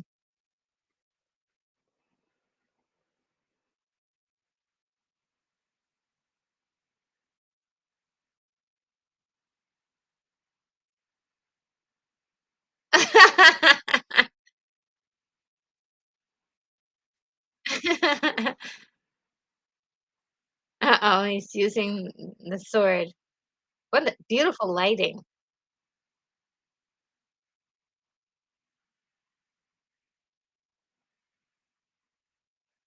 I just love him in this role. It's incredible.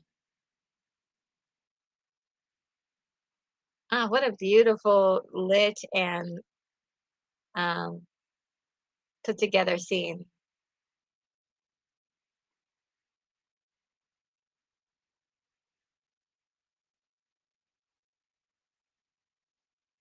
Wasn't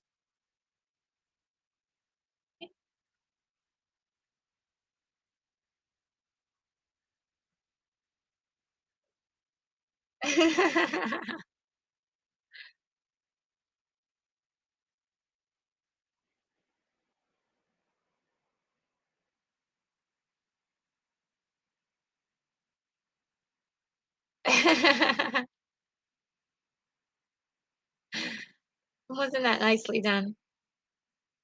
A little silly, but also nicely done.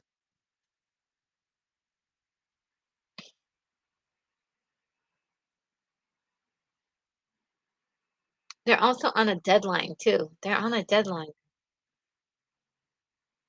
The little kid is,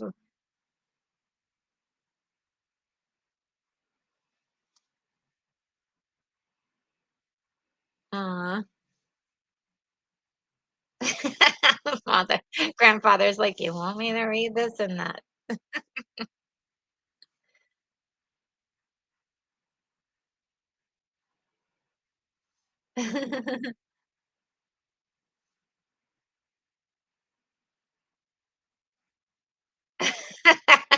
Little kid is so funny.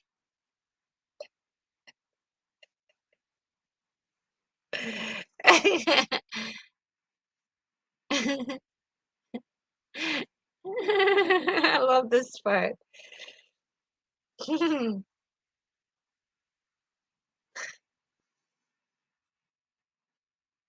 Yeah, they're in the pit of despair. Let's see what you guys are saying.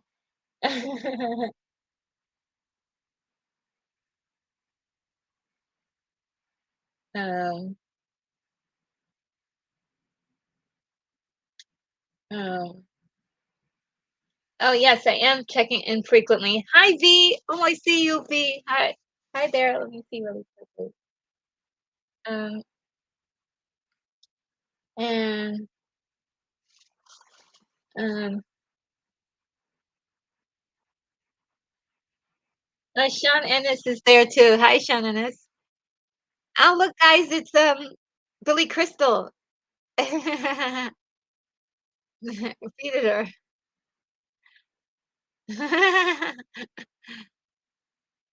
Miracle Max.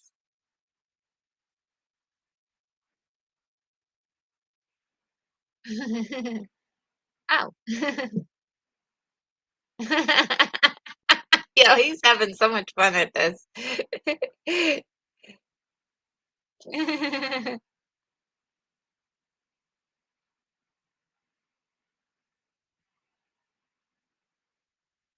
I've seen worse. It's just, oh my God, he's having so much fun at this.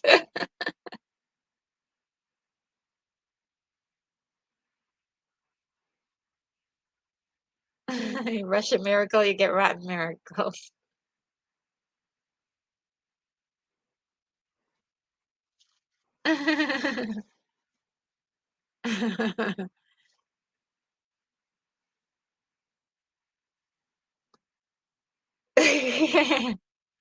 You a rotten lion.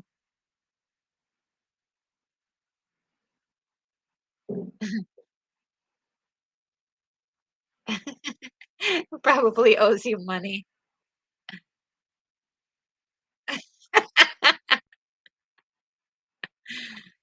Your Renier is only mostly dead.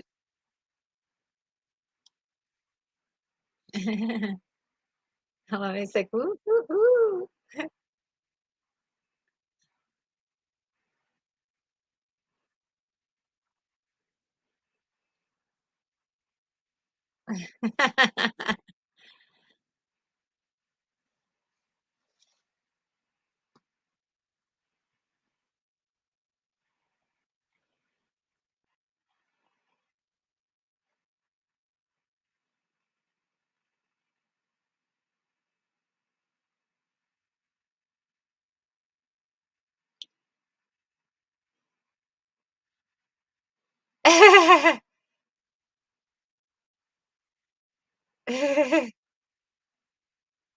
Mutton lettuce and tomato sandwich.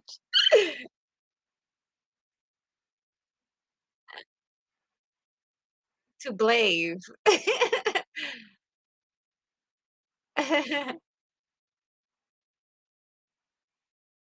Liar. I'm not sure about that anymore.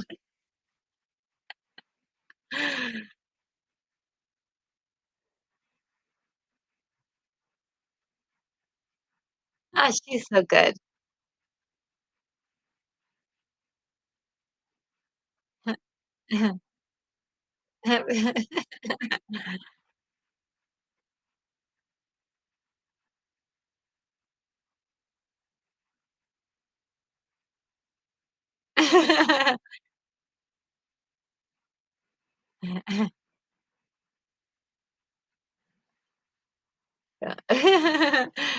That's the only reason why he does it.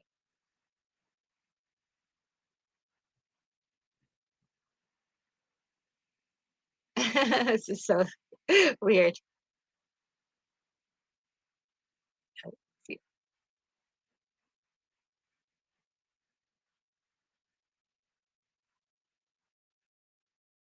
I like the fact that they work together.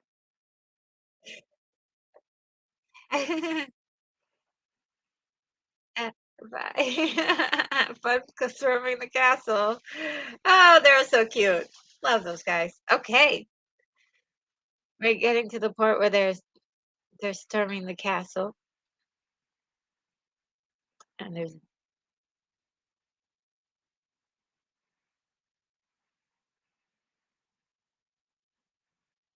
were supposed to wait 15 minutes. Mhm.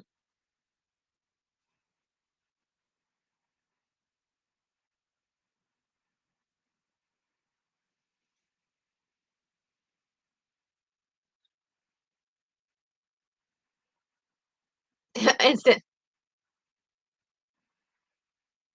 Wow, that was instant.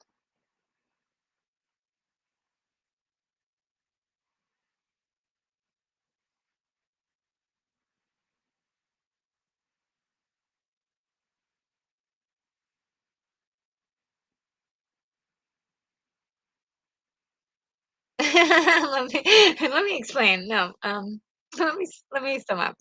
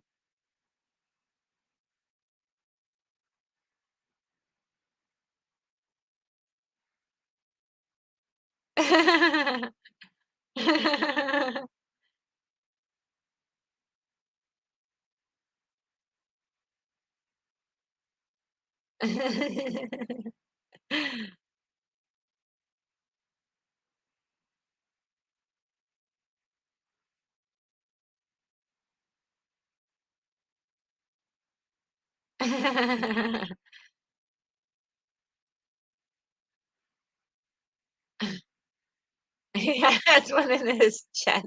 He just has like a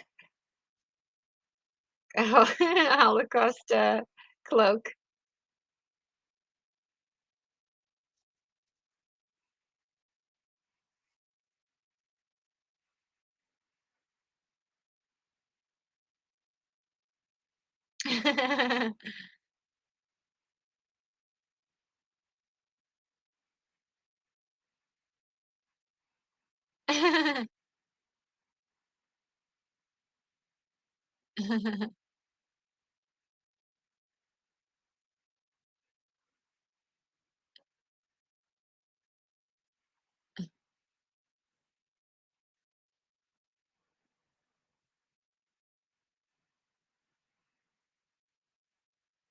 But I love the fact that she's so confident that he's gonna be there.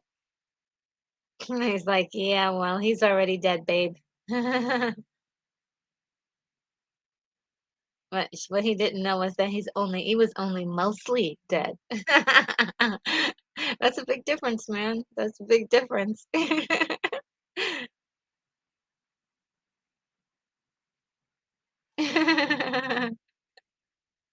The little comedy moments, it just physical humor, but done tastefully. It's really great. This is the fun. Oh, man. The wedding.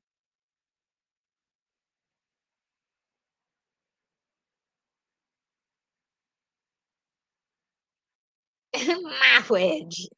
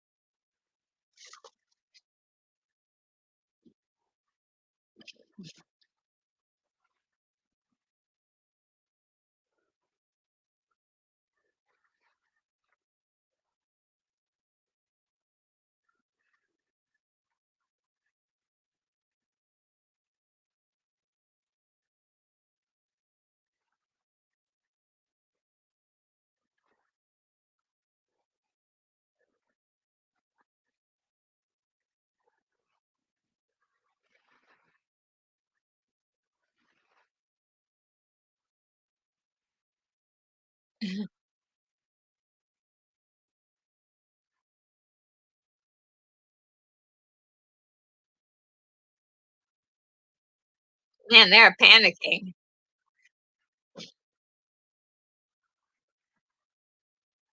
You can't keep them together.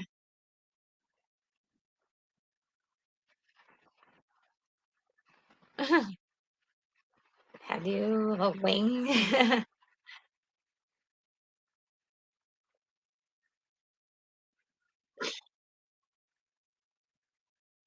He's like, "Look."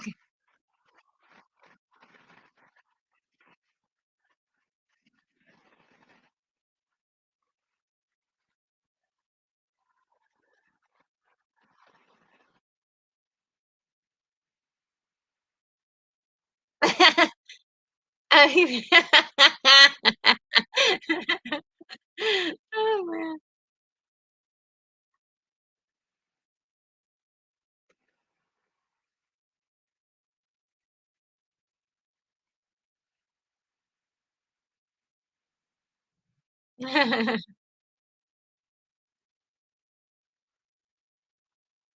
The king is so cute. He's like, "Oh."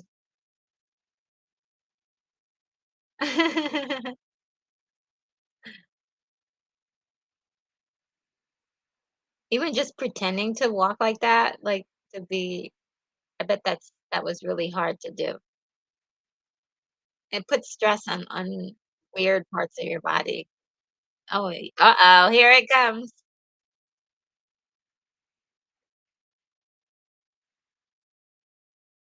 This is the best part.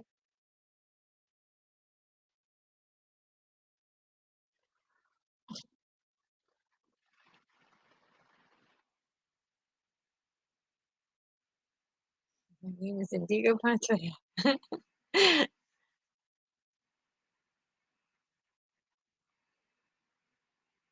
Uh-oh. And book. Imagine, imagine.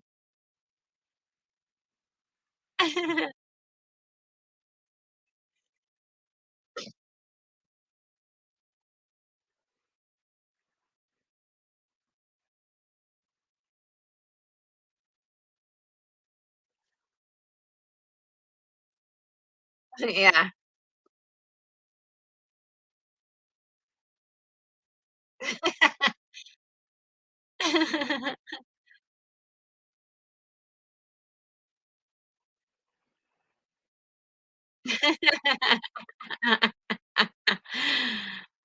So cute.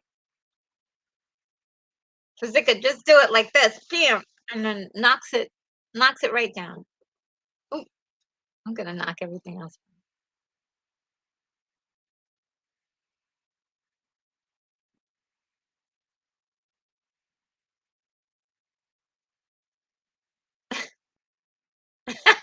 Well, he's like, "Well, be nice."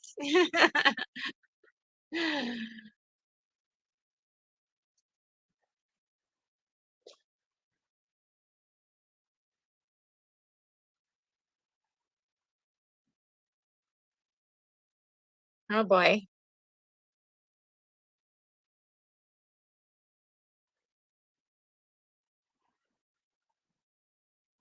So really, um, uh-oh, here we go. He's got a secret plan.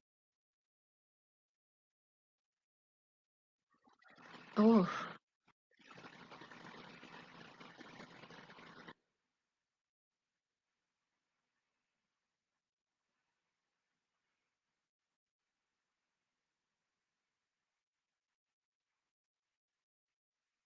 yeah. Oh gosh. He's glowing in his own self.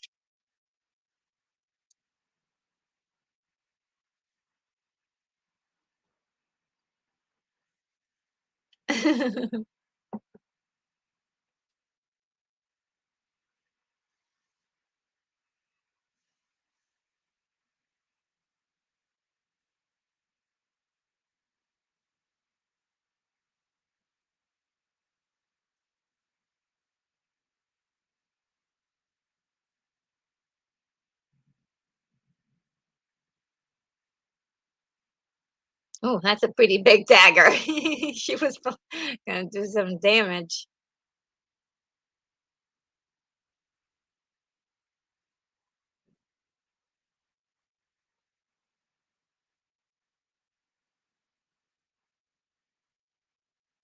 Uh-uh.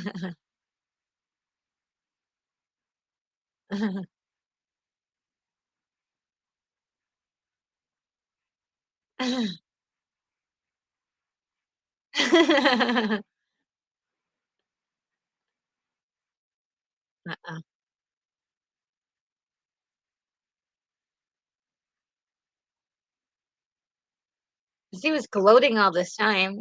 You should have just killed him.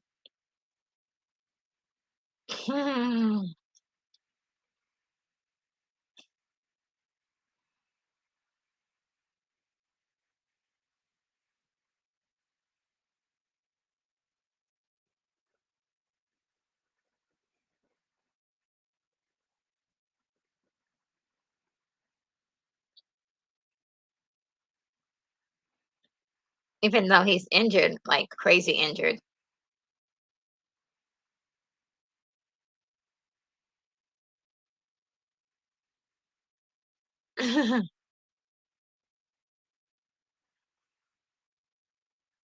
Oh gosh.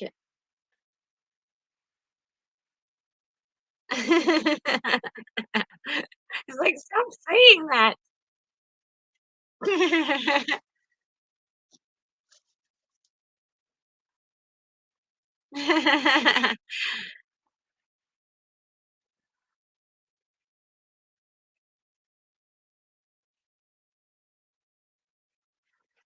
He said, offer me money.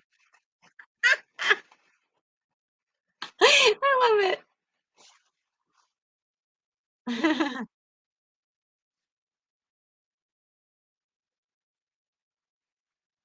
Wow.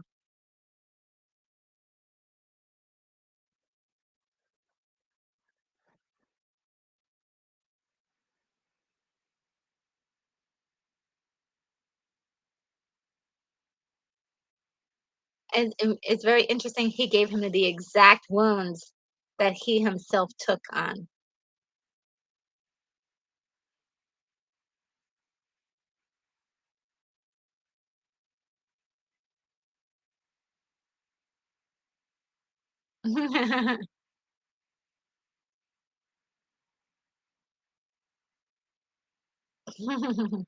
A technicality.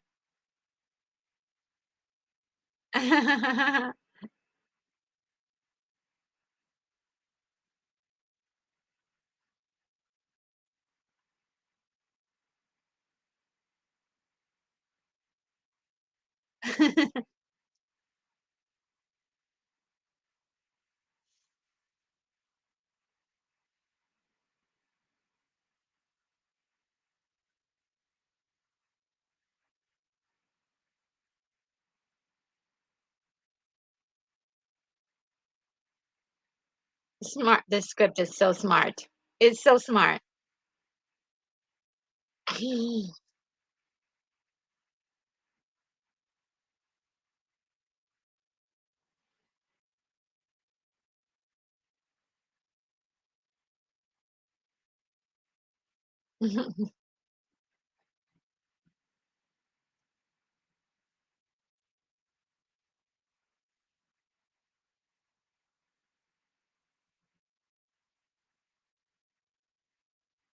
What is that thing? Dear God, what is that thing?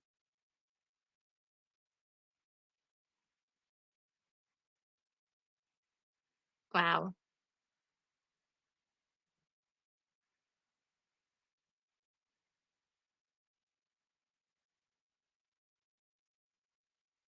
He just slings all sorts of things.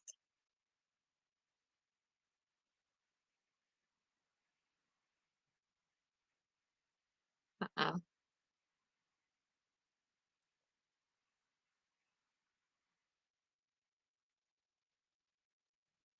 He did make it to their bedroom.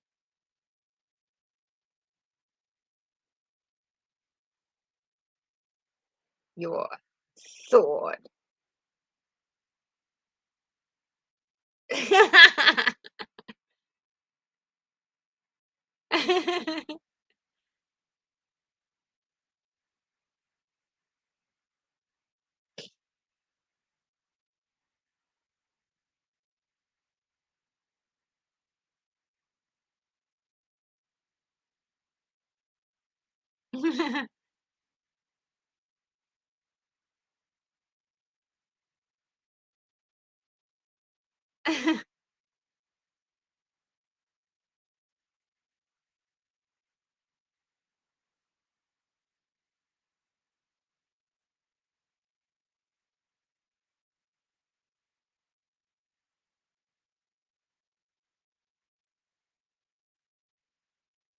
Aw, I love this hello lady.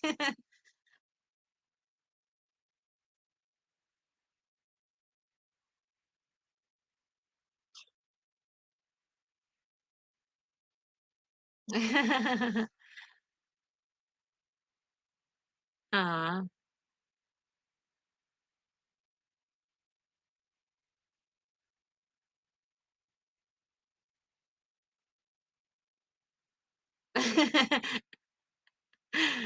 I wonder how they, did that.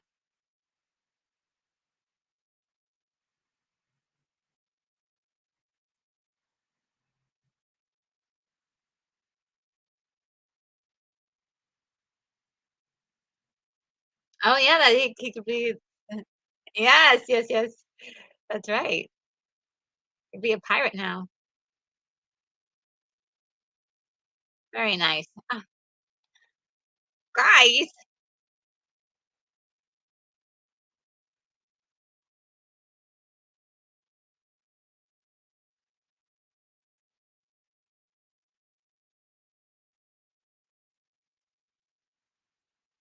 He's like, "Oh, what? I'm not gonna read this part." Aw, so cute. He's like, "I don't mind so much." Aw, aw.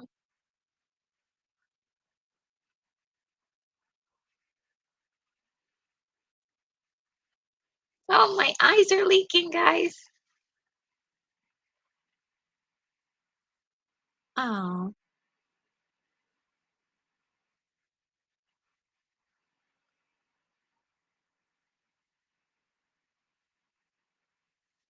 Oh, yeah, when it started, it was daytime, and now it's nighttime. I love it. He's, like, looking for stuff and feeling around. Okay. Alright. Okay.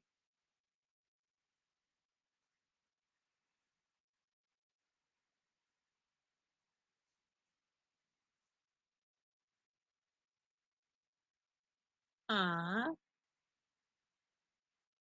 Oh, as you wish. Oh, oh, guys, I'm leaking. Oh, this is so cute. What a great story. He's saying, as you wish, because I love you, I'll do whatever it is that you want." Oh, so, so pretty.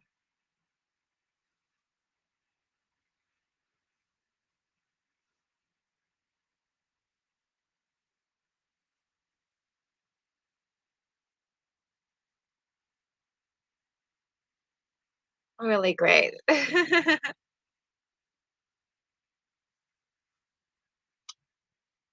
What I like about the credits, as this is happening, is that they're going through, like, all the characters and, and actors just, to feature them, and I think it's just wonderful. I love when films do that because sometimes, they can be, ignored. Well, not necessarily ignored, but just sort of like you don't get a chance to see. It says, "And introducing Robin Wright." So I guess, I'm not sure if that's her first performance, but it was actually interesting that they said, that they were introducing her. Mel Smith as the, albino. Uh, and Billy Crystal as Miracle Max. What a great, performance, even though it was just for a few minutes. Just great. It's great. Just great, guys. Oh, what a movie. I am, um, a little bit, like, dewy-eyed right now. Oh, I see, Firecracker. Hello, Firecracker.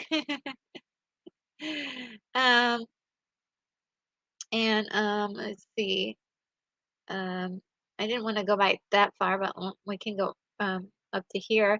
Um, I was doing, always is displaying the same amount of energy I typically have on the first day back to work. With him laying on the bed. And, Daryl Johnson says, "Well, the Princess Bride movie is done. It was really good. All you need, you all need to check it out." Oh, wow, yeah. Okay. The whole movie. And, Firecracker says, "Andre the Giant is in this flick, wrestling fans." Yes, he's just amazing and very endearing in this part. 'Cause I think it broke everybody's heart when to find out that he passed on, and so, so young, so young. Uh, so yeah, and William Blake Hall says Andrew is a good actor. I thought so too. He really did well here. Um, I imagine seeing him in more things, and now it's no big deal or no. It's like common to see a wrestler now become a big movie action star and Firecracker, or even an actor, dramatic actor. As we can see with Dave Bautista, has really done some really good dramatic stuff. And Firecracker says also Andre is a legend in wrestling. Of course, yes, of course. First and foremost, first and foremost. And Daniel Johnson says Robin Wright and Carrie Ellis was smitten with each other during the filming, naturally helping their chemistry in the movie. Yeah, who wouldn't be on for either one? They're both like very good looking people back then and today. And today, they're still like good looking people. And Daryl Johnson says, I always said that he couldn't concentrate on much anything after his first encounter with Robin. Ooh, wow. And Daryl Johnson says, I didn't know that, guys. I did not know there was something going on. Else, but yeah, they did have a great chemistry. Daryl Johnson says writer William Goldman was on set during one of the flame burst scenes in the forest when Robin Wright's dress caught on fire. Oh wow! And Daryl Johnson says, although Goldman knew this was intentional. So he was so caught up in the moment that he shouted, "Her dress is on fire!" thus ruining the take. Oh no! They were like, "You off the set!" Oh, Grogu's saying my eyes are leaking too. Yes. Oh my God. It really at the end because you want the hero and the princess to be together, and you want bad guys caught and or dispatched, and it all went down. And William Blake also says yes, the names and roles of each player shown in the credits. It's like the curtain call after a play. Yes, absolutely. And it just made like it's nice to see them get that appreciation because they're so it was so worthy, and I think a lot more movies should remember to do that. Remember to just give the actors a little extra attention at the end. And Virgo says, "Thank you for doing this watch party RNG." Yeah, oh, my pleasure, my pleasure. These are always my pleasure. And Jack says, "Great watch party RNG. Best line for use in the real world. Never get involved in a land war in Asia. Best plot exposition. The Dread Pirate Roberts reveal. 10 years in 10 lines. Great writing. Yeah. So I mean, just incredible writing here. Smart, savvy. delicious, deliciously witty, very witty and funny. It just the characters are just loving it too. The actors uh, are letting us have fun with the characters too. And Unicorn Rapids Video, thank you so much for this $10 super chat. My goodness, this is really super awesome. And it says, I'm not crying, I'm just optical leakage. RNG, you should go back over the chat ASAP. Some funny moments, some funny comments from Lance, and generous membership donations from Joseph Begay. Oh my God. So, okay, first of all, thank you so much, Unicorn Rampant Studio, for telling me what I missed. Because often I do miss a lot of things that happen in the chat sometimes. And so, yes, thank you so much. So I'm going to go back and see if I can find those. But in the meantime, I'm going to give you uh, of course, the unicorn for a unicorn. Um, thank you. Let's see if I can find it. There it is.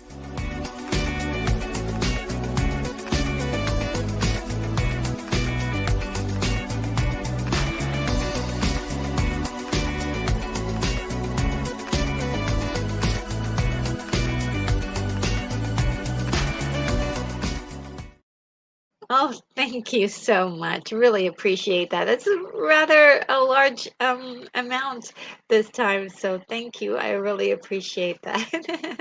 And let me jump over to where I can find let's see. Kind of jumped for me a little bit, but I see it. I think I see it. It's weird. As you mentioned the uh it doesn't show me, but let's see. I don't know why it's not showing me what I want it wants to show me, but I do see Joseph Begay has given a $20 super chat. Thank you so much. And as a hush unicorn Rapids, let's keep it on the down low. LOL. Oh, that's so sweet.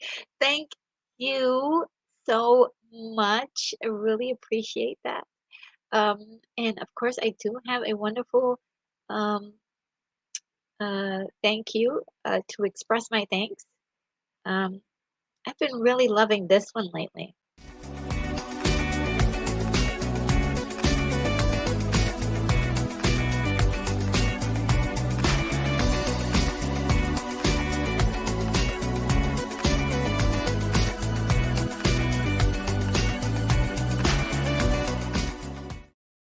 Thank you so much, Joseph. This really means a lot to me. And yes, I do love these streams, and I'm so glad that they're connecting with you guys.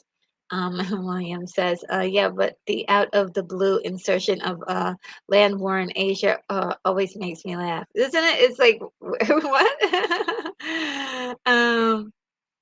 And Unicorn Rampant Studio says, yes, they were both hot, weren't they? Wow, they were. What a hot pair. And again, I'll say they still look great. And of course, Carrie Elways is going to be in um, the Netflix movie that I can't wait to see, um, Rebel Moon. Can't wait to see that movie. And he was in another movie recently. If anybody knows what that is, please let me know. But there is another movie that he's in um, that's coming out. And a unicorn rampant says, "Haha, unicorns! Yes, they're so cool, aren't those unicorns like really cool?" And Daryl Johnson says, "Dread Pirate Roberts existed in real life.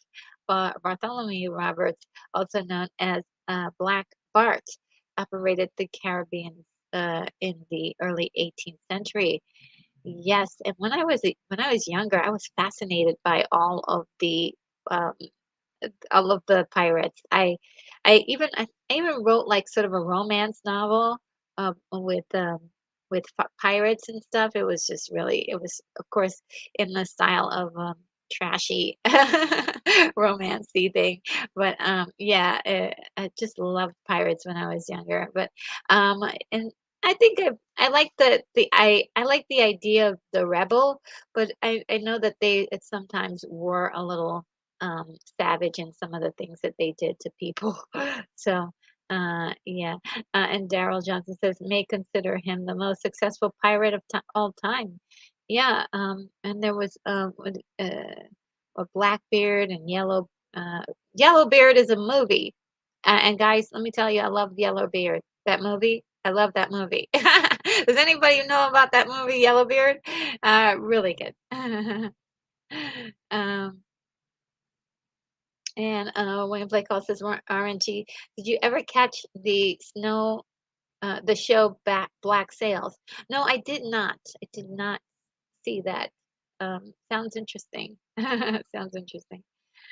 And anything else I could say about this film? It's really romantic. And I remember that even my mom loved this movie. She loved it so much too. We would watch this movie and just enjoy it. It's like I think it was really one of those films that really crossed over for both girls and boys. It wasn't necessarily like one for one genre um, of of the sexes. You know, it was like it was something that everybody could enjoy, and also it was something that also transcended age too. A lot of people of all ages loved that story. It was really, really really good. And again, the funny wittiness of the script, the way the actors are just performing so deliciously. It just was so good. Oh, I forgot that this is still going. Yeah, I mean, an hour and 38 minutes, nice time, nice and short and sweet. Um, and Unicorn says that he barely recalls Yellow Bear. It's a messy movie. It is dirty, it is crass, but I just love like I said, when I was younger, I loved pirates, and so I was like, "Oh, wow," I just love it wasn't so much like it was more of a comedy than anything, but it was also I also like the Corsican Brothers, and that was sort of like in the same genre of like high sails and or the high seas adventure. And Joseph McKay says, I always thought of Yellow Bear as odd. It is a strange movie. It's not typical. It does have a lot of interesting things going for it. Another movie that kind of is in the same like grouping with Yellowbeard is this one movie called Eric the Viking. Again, it's like a comedy kind of funny movie, but also has um, that kind of like sort of an adventure. It's not mostly at sea, but there's some. I think there's some stuff at sea, but it is uh, quite interesting, a nice adventure. Movies says, "Hey, I'm back. Oh, cool." And Jack says, "Off topic. When you cry, would it be impolite to make a Tears in the Rain reference?" Oh, that's so cool. Roy Batty, last line in Blade Runner. Yes, yes, yes. Like Tears in the Rain. Um, and well, I hope that these memories don't go like that. I do want to keep them forever. That's why they are on these lives, so we can always refer back to them. These hopefully these tears won't disappear in the rain. But yes, love myself um, some Blade Runner. And William says Moonlight Returns, and also Jack. Um, uh, I'm in no hurry for all these memories we lost. Oh, oh. And movie says yes. This film was all the ages for boys and girls and women, and yeah, men and women. It just did not have like it didn't have a boundary, and it was like it wasn't like you could market it to just like any particular one. it had it all, and it was PG, so you didn't have to worry about, like, the kids not seeing it 'cause the kids could see this, cute story. Um, and it had action, adventure, and, a love story. Well, it's got everything. It's got everything. And Unicorn Rabbit Studio says, "Oh, yeah." And Rogu says, "I envy you, Unicorn Studio. Unicorns are cool. My baby Yoda picture doesn't scream, 'Wow, he's cool.'" What are you talking about? What are you talking about, Brogu? You're Broku. Uh, I say the name pulls it all together. And William Blake Hall says, ever everyone to see Cutthroat Island RNG. I'm down with it.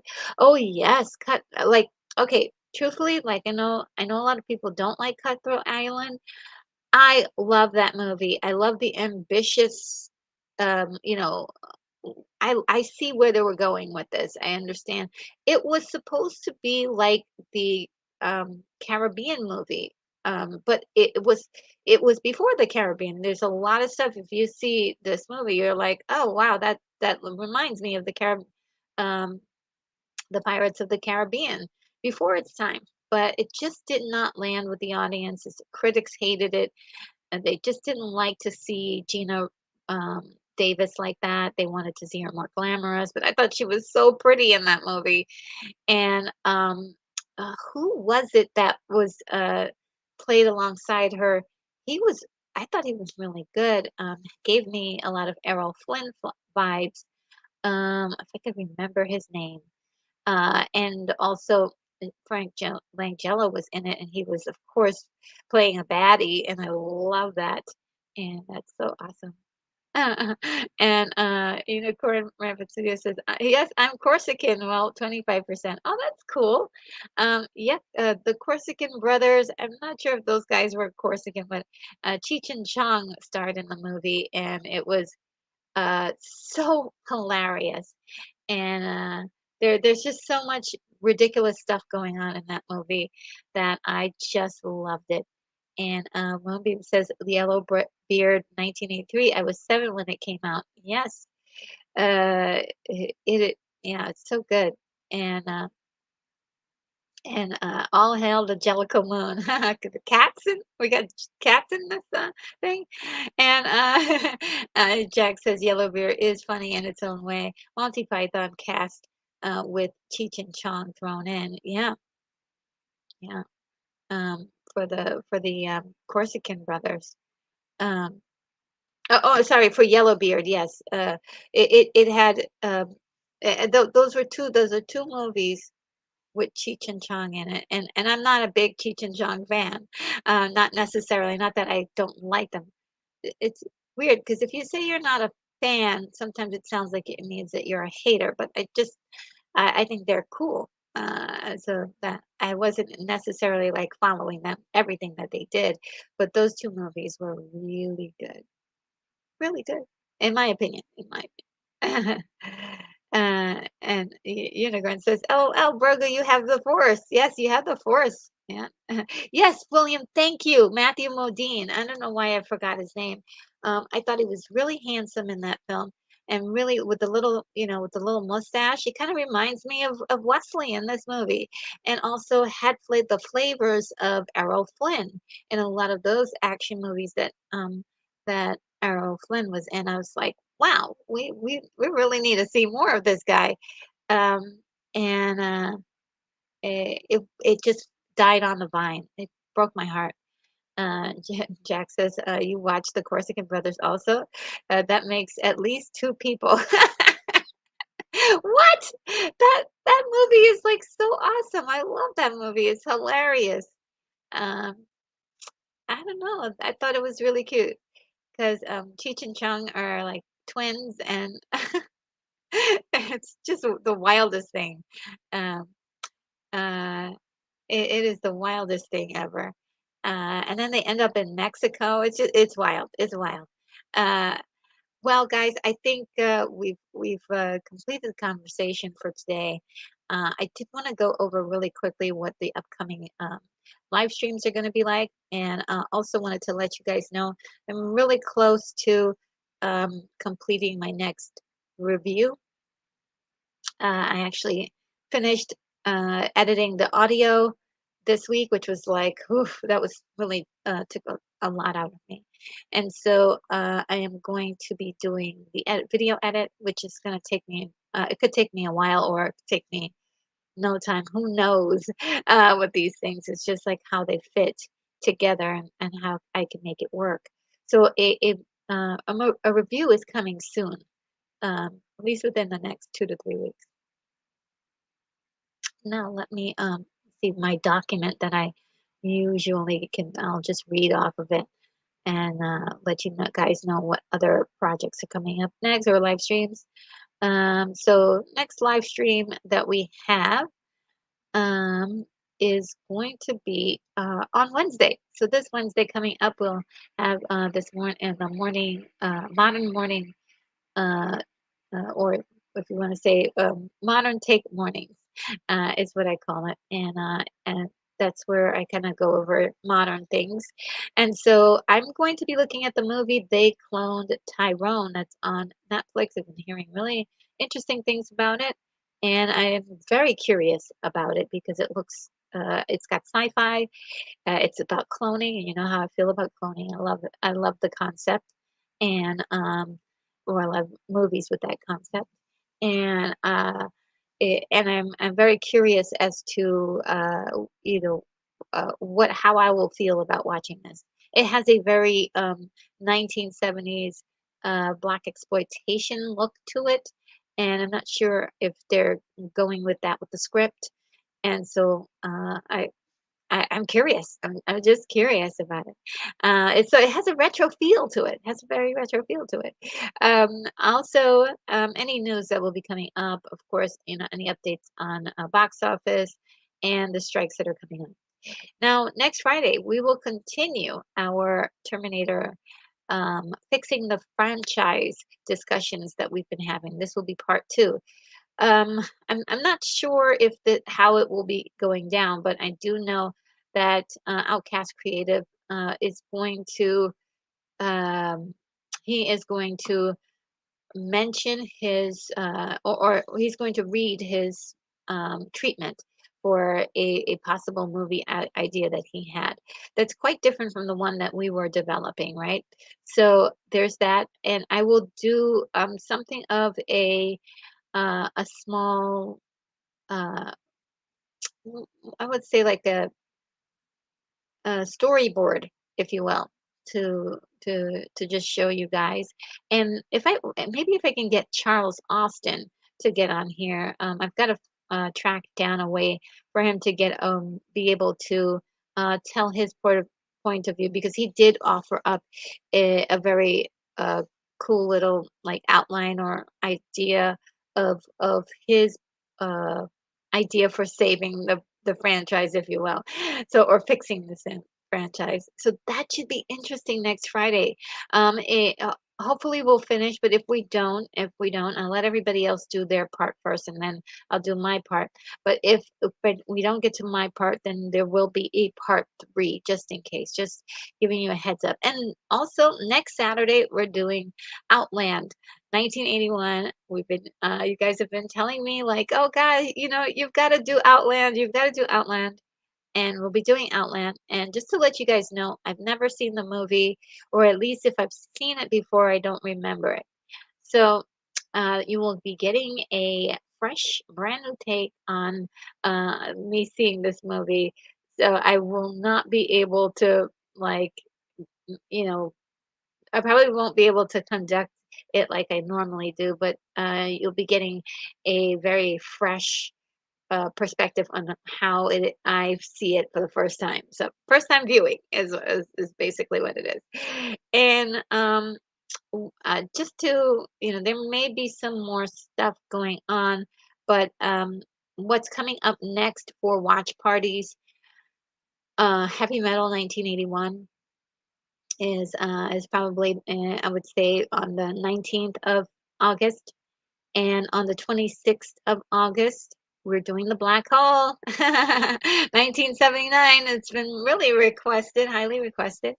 And so I'm trying to do a lot of the ones that you guys have been requesting. Um, so I hope that you uh, like that I'm like sculpting my schedule around the things that we've already talked about, and then we can discuss some other ones that are in the pipeline. Like I do want to do Logan's Run. I want to do Lost Boys. Especially around the time of Halloween, we'll do like some of the scary ones. Like I wanted to do The Mummy and 1999. I do want to do the original one, but we could do that another time. And then um, the Night of the Comet, and Dracula, of course, and Beetlejuice. Those are some of the ones that I thought would be really great. But there is like a section in September where I may need a few. Um, uh, I may need like one or two more, or maybe three more suggestions of movies, if you guys could think of. Now, I've been running my mouth, but let's see if you guys had some more things to say. Let's see. And William Blake Hall says, RNG, sometimes sit yourself down and to start the revolution without me, starring Gene Wilder and Donald Sutherland as two sets of brothers. Yes, I did see that one a while back. I do need a refresher though.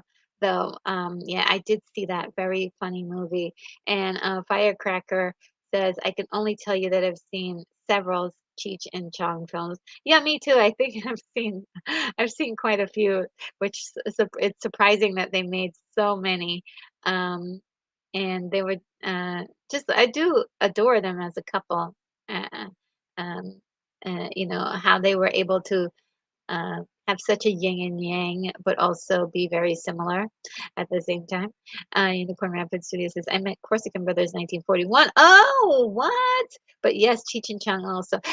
I think I saw that one too, but oh, it's been so long. Oh, I want to see it again. Oh, thank you for including that.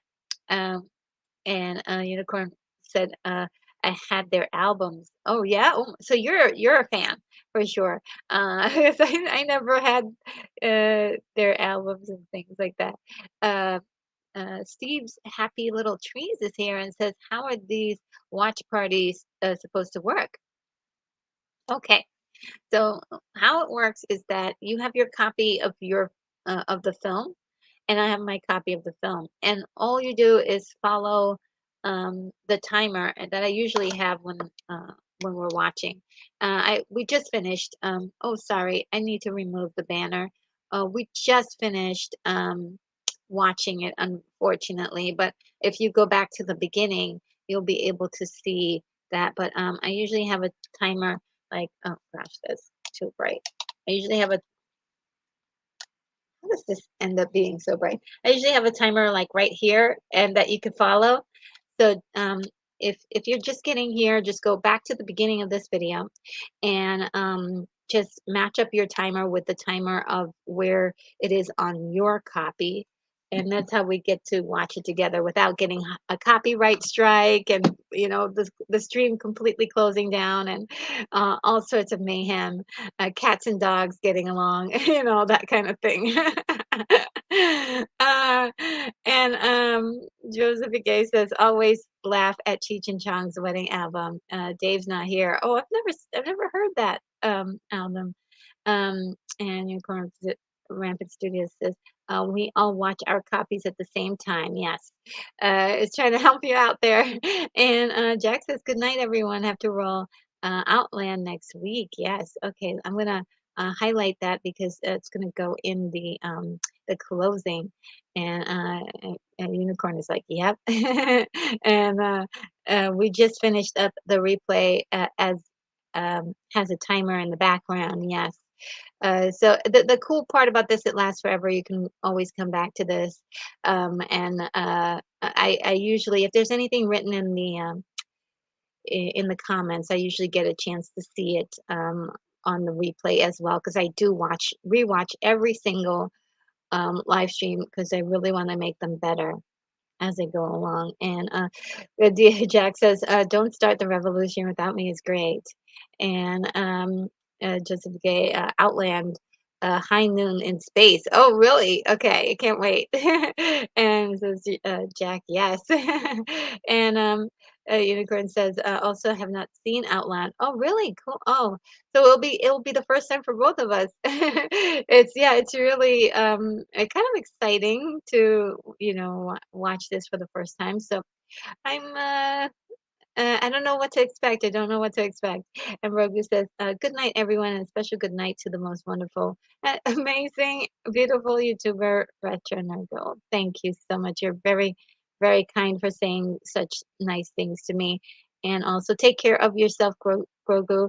Brogu, you were gonna actually put that also in the closing video as well. And Firecracker says, "You uh." I you really meant I bid you all a good night. Okay. All right, we got that. We're gonna put that. And let's see. And William says sounds like a good August if Soylent Green if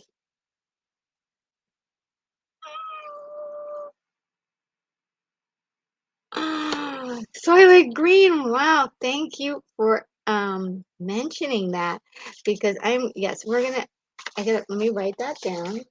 Guys, forgive me for the mess because I got to put my pad here like that. I always like to have a pad handy to write notes, but yes, I need to put this down. Soylent Green. We got to add that in the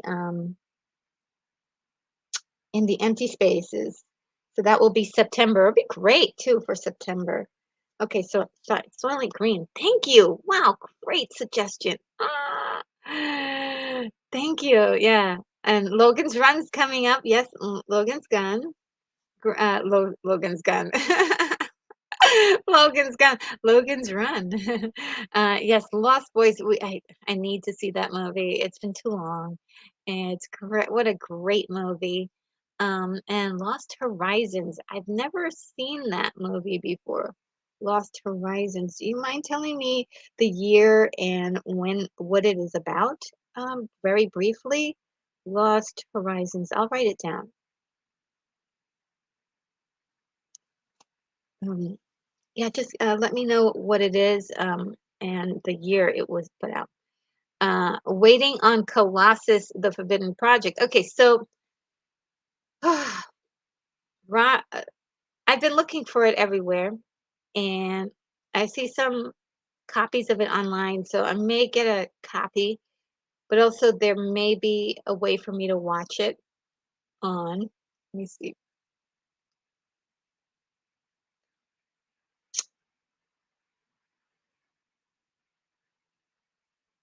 There's a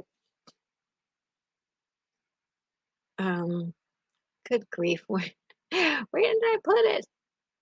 Colossus Vimeo. I might be able to watch it on Vimeo, but the only thing is like I don't know if there's any issue with that. So I'm gonna try to watch it this weekend at least for the research for the talk that we're having next week. But I will see if that's possible. Um, I'll write it down though.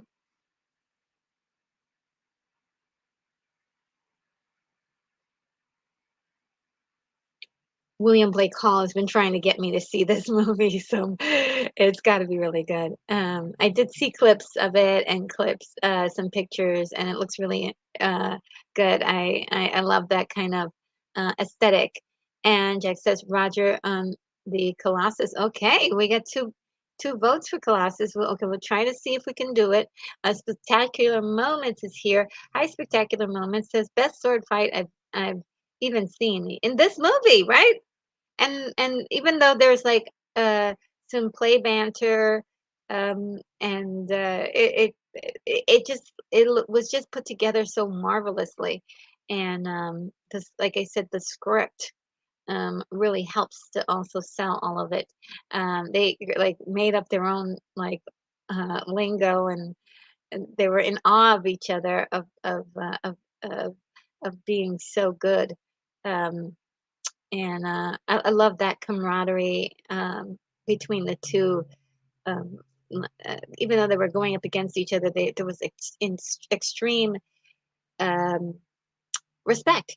Respect, and to be very honest with you, the world needs more of that. There needs more people who are respectful of each other, and I love that. I loved it.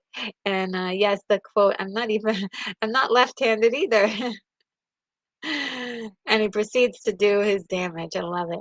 William Blake Hall says she may be checking Colossus for ideas for Terminator. Yes, absolutely, absolutely. And Moonbeam says cats and dogs living together.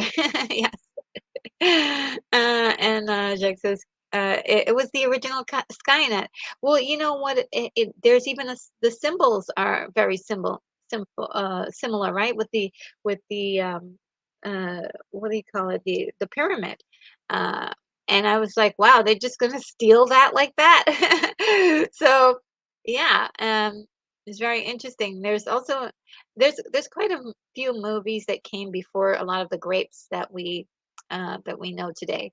Like there's this movie called A World on a Wire, and there's like literally language that's nearly copied verbatim in the Matrix, and it's like, oh wow, this was it just blows your mind when you think about it. But not for nothing, the Matrix does have a wonderful story structure.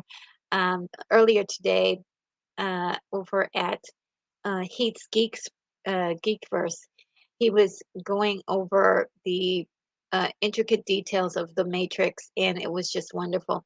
Just to like just to see how the first act uh, really brought you into the story, and it just like, yeah, I love that movie. Love that movie. That first Matrix movie. Um, and oh, that's so sweet. Moonbeam says, "Night to Broadway, we love you too." You guys, that is just so sweet. And yes, Starlight Green, 1973. I have that movie, and so we're definitely watching it at some point. So that's going on the list for sure. And Lost Horizon is 1937. Uh, Thank you guys. You guys are just on the case. Thank you. Lost Horizon. A sketchy is sketchy because not all the reels survive. Oh, really? TCM would play still photos with restored sound. It's about a far off, isolated land of peace and harmony. Interesting. Interesting. Um, and Moonbeam says it's a plane crash film. Okay.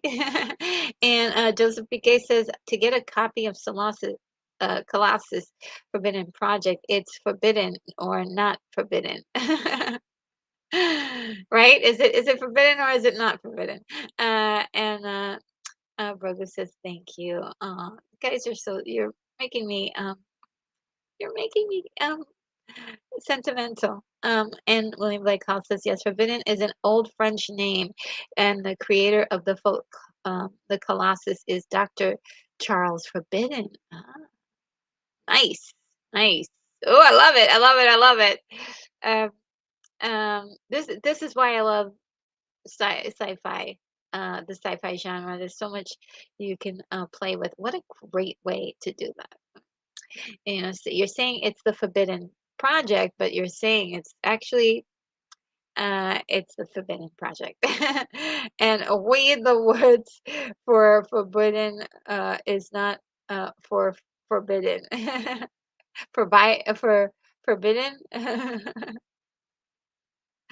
um yes. Okay, so guys, I think that will wrap it up for today. Oh my goodness. Uh really couldn't hold off until the last moment to for the allergies to attack, but they are raging today. Anyway, um,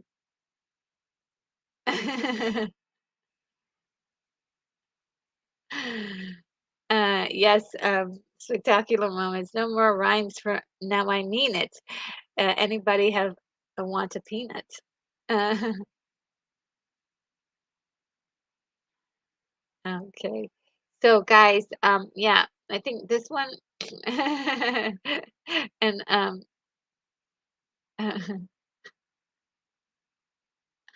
and William Blake has it says for bin, leave out the for leave out the bidding, leave out the bid and then bid. So forbid. I mean forbid, not forbid. Got it. Forbid. Got it. Got it. Got it. Got it. Got it. Got it. Got it. Charles Forbin. And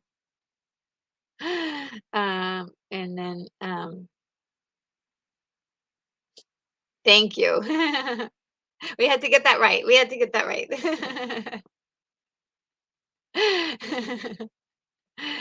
Mission accomplished. I figured it, well, I figured out what you guys were saying. All right, yes, we are done here for sure. I'm getting loopy. I'm getting delirious. So I do have a closing video that is about 3 minutes long that you can leave your closing comments. I am going to add in any areas, any place where people have said that they were leaving. I'm going to add that to that chat as well. So you can say goodbye to any friends that you made in tonight or any friends that you have in in the chat. And any last words for me? Any other like last suggestions for movies to fill up September? And with that, uh, without further ado, I bid you adieu and take care.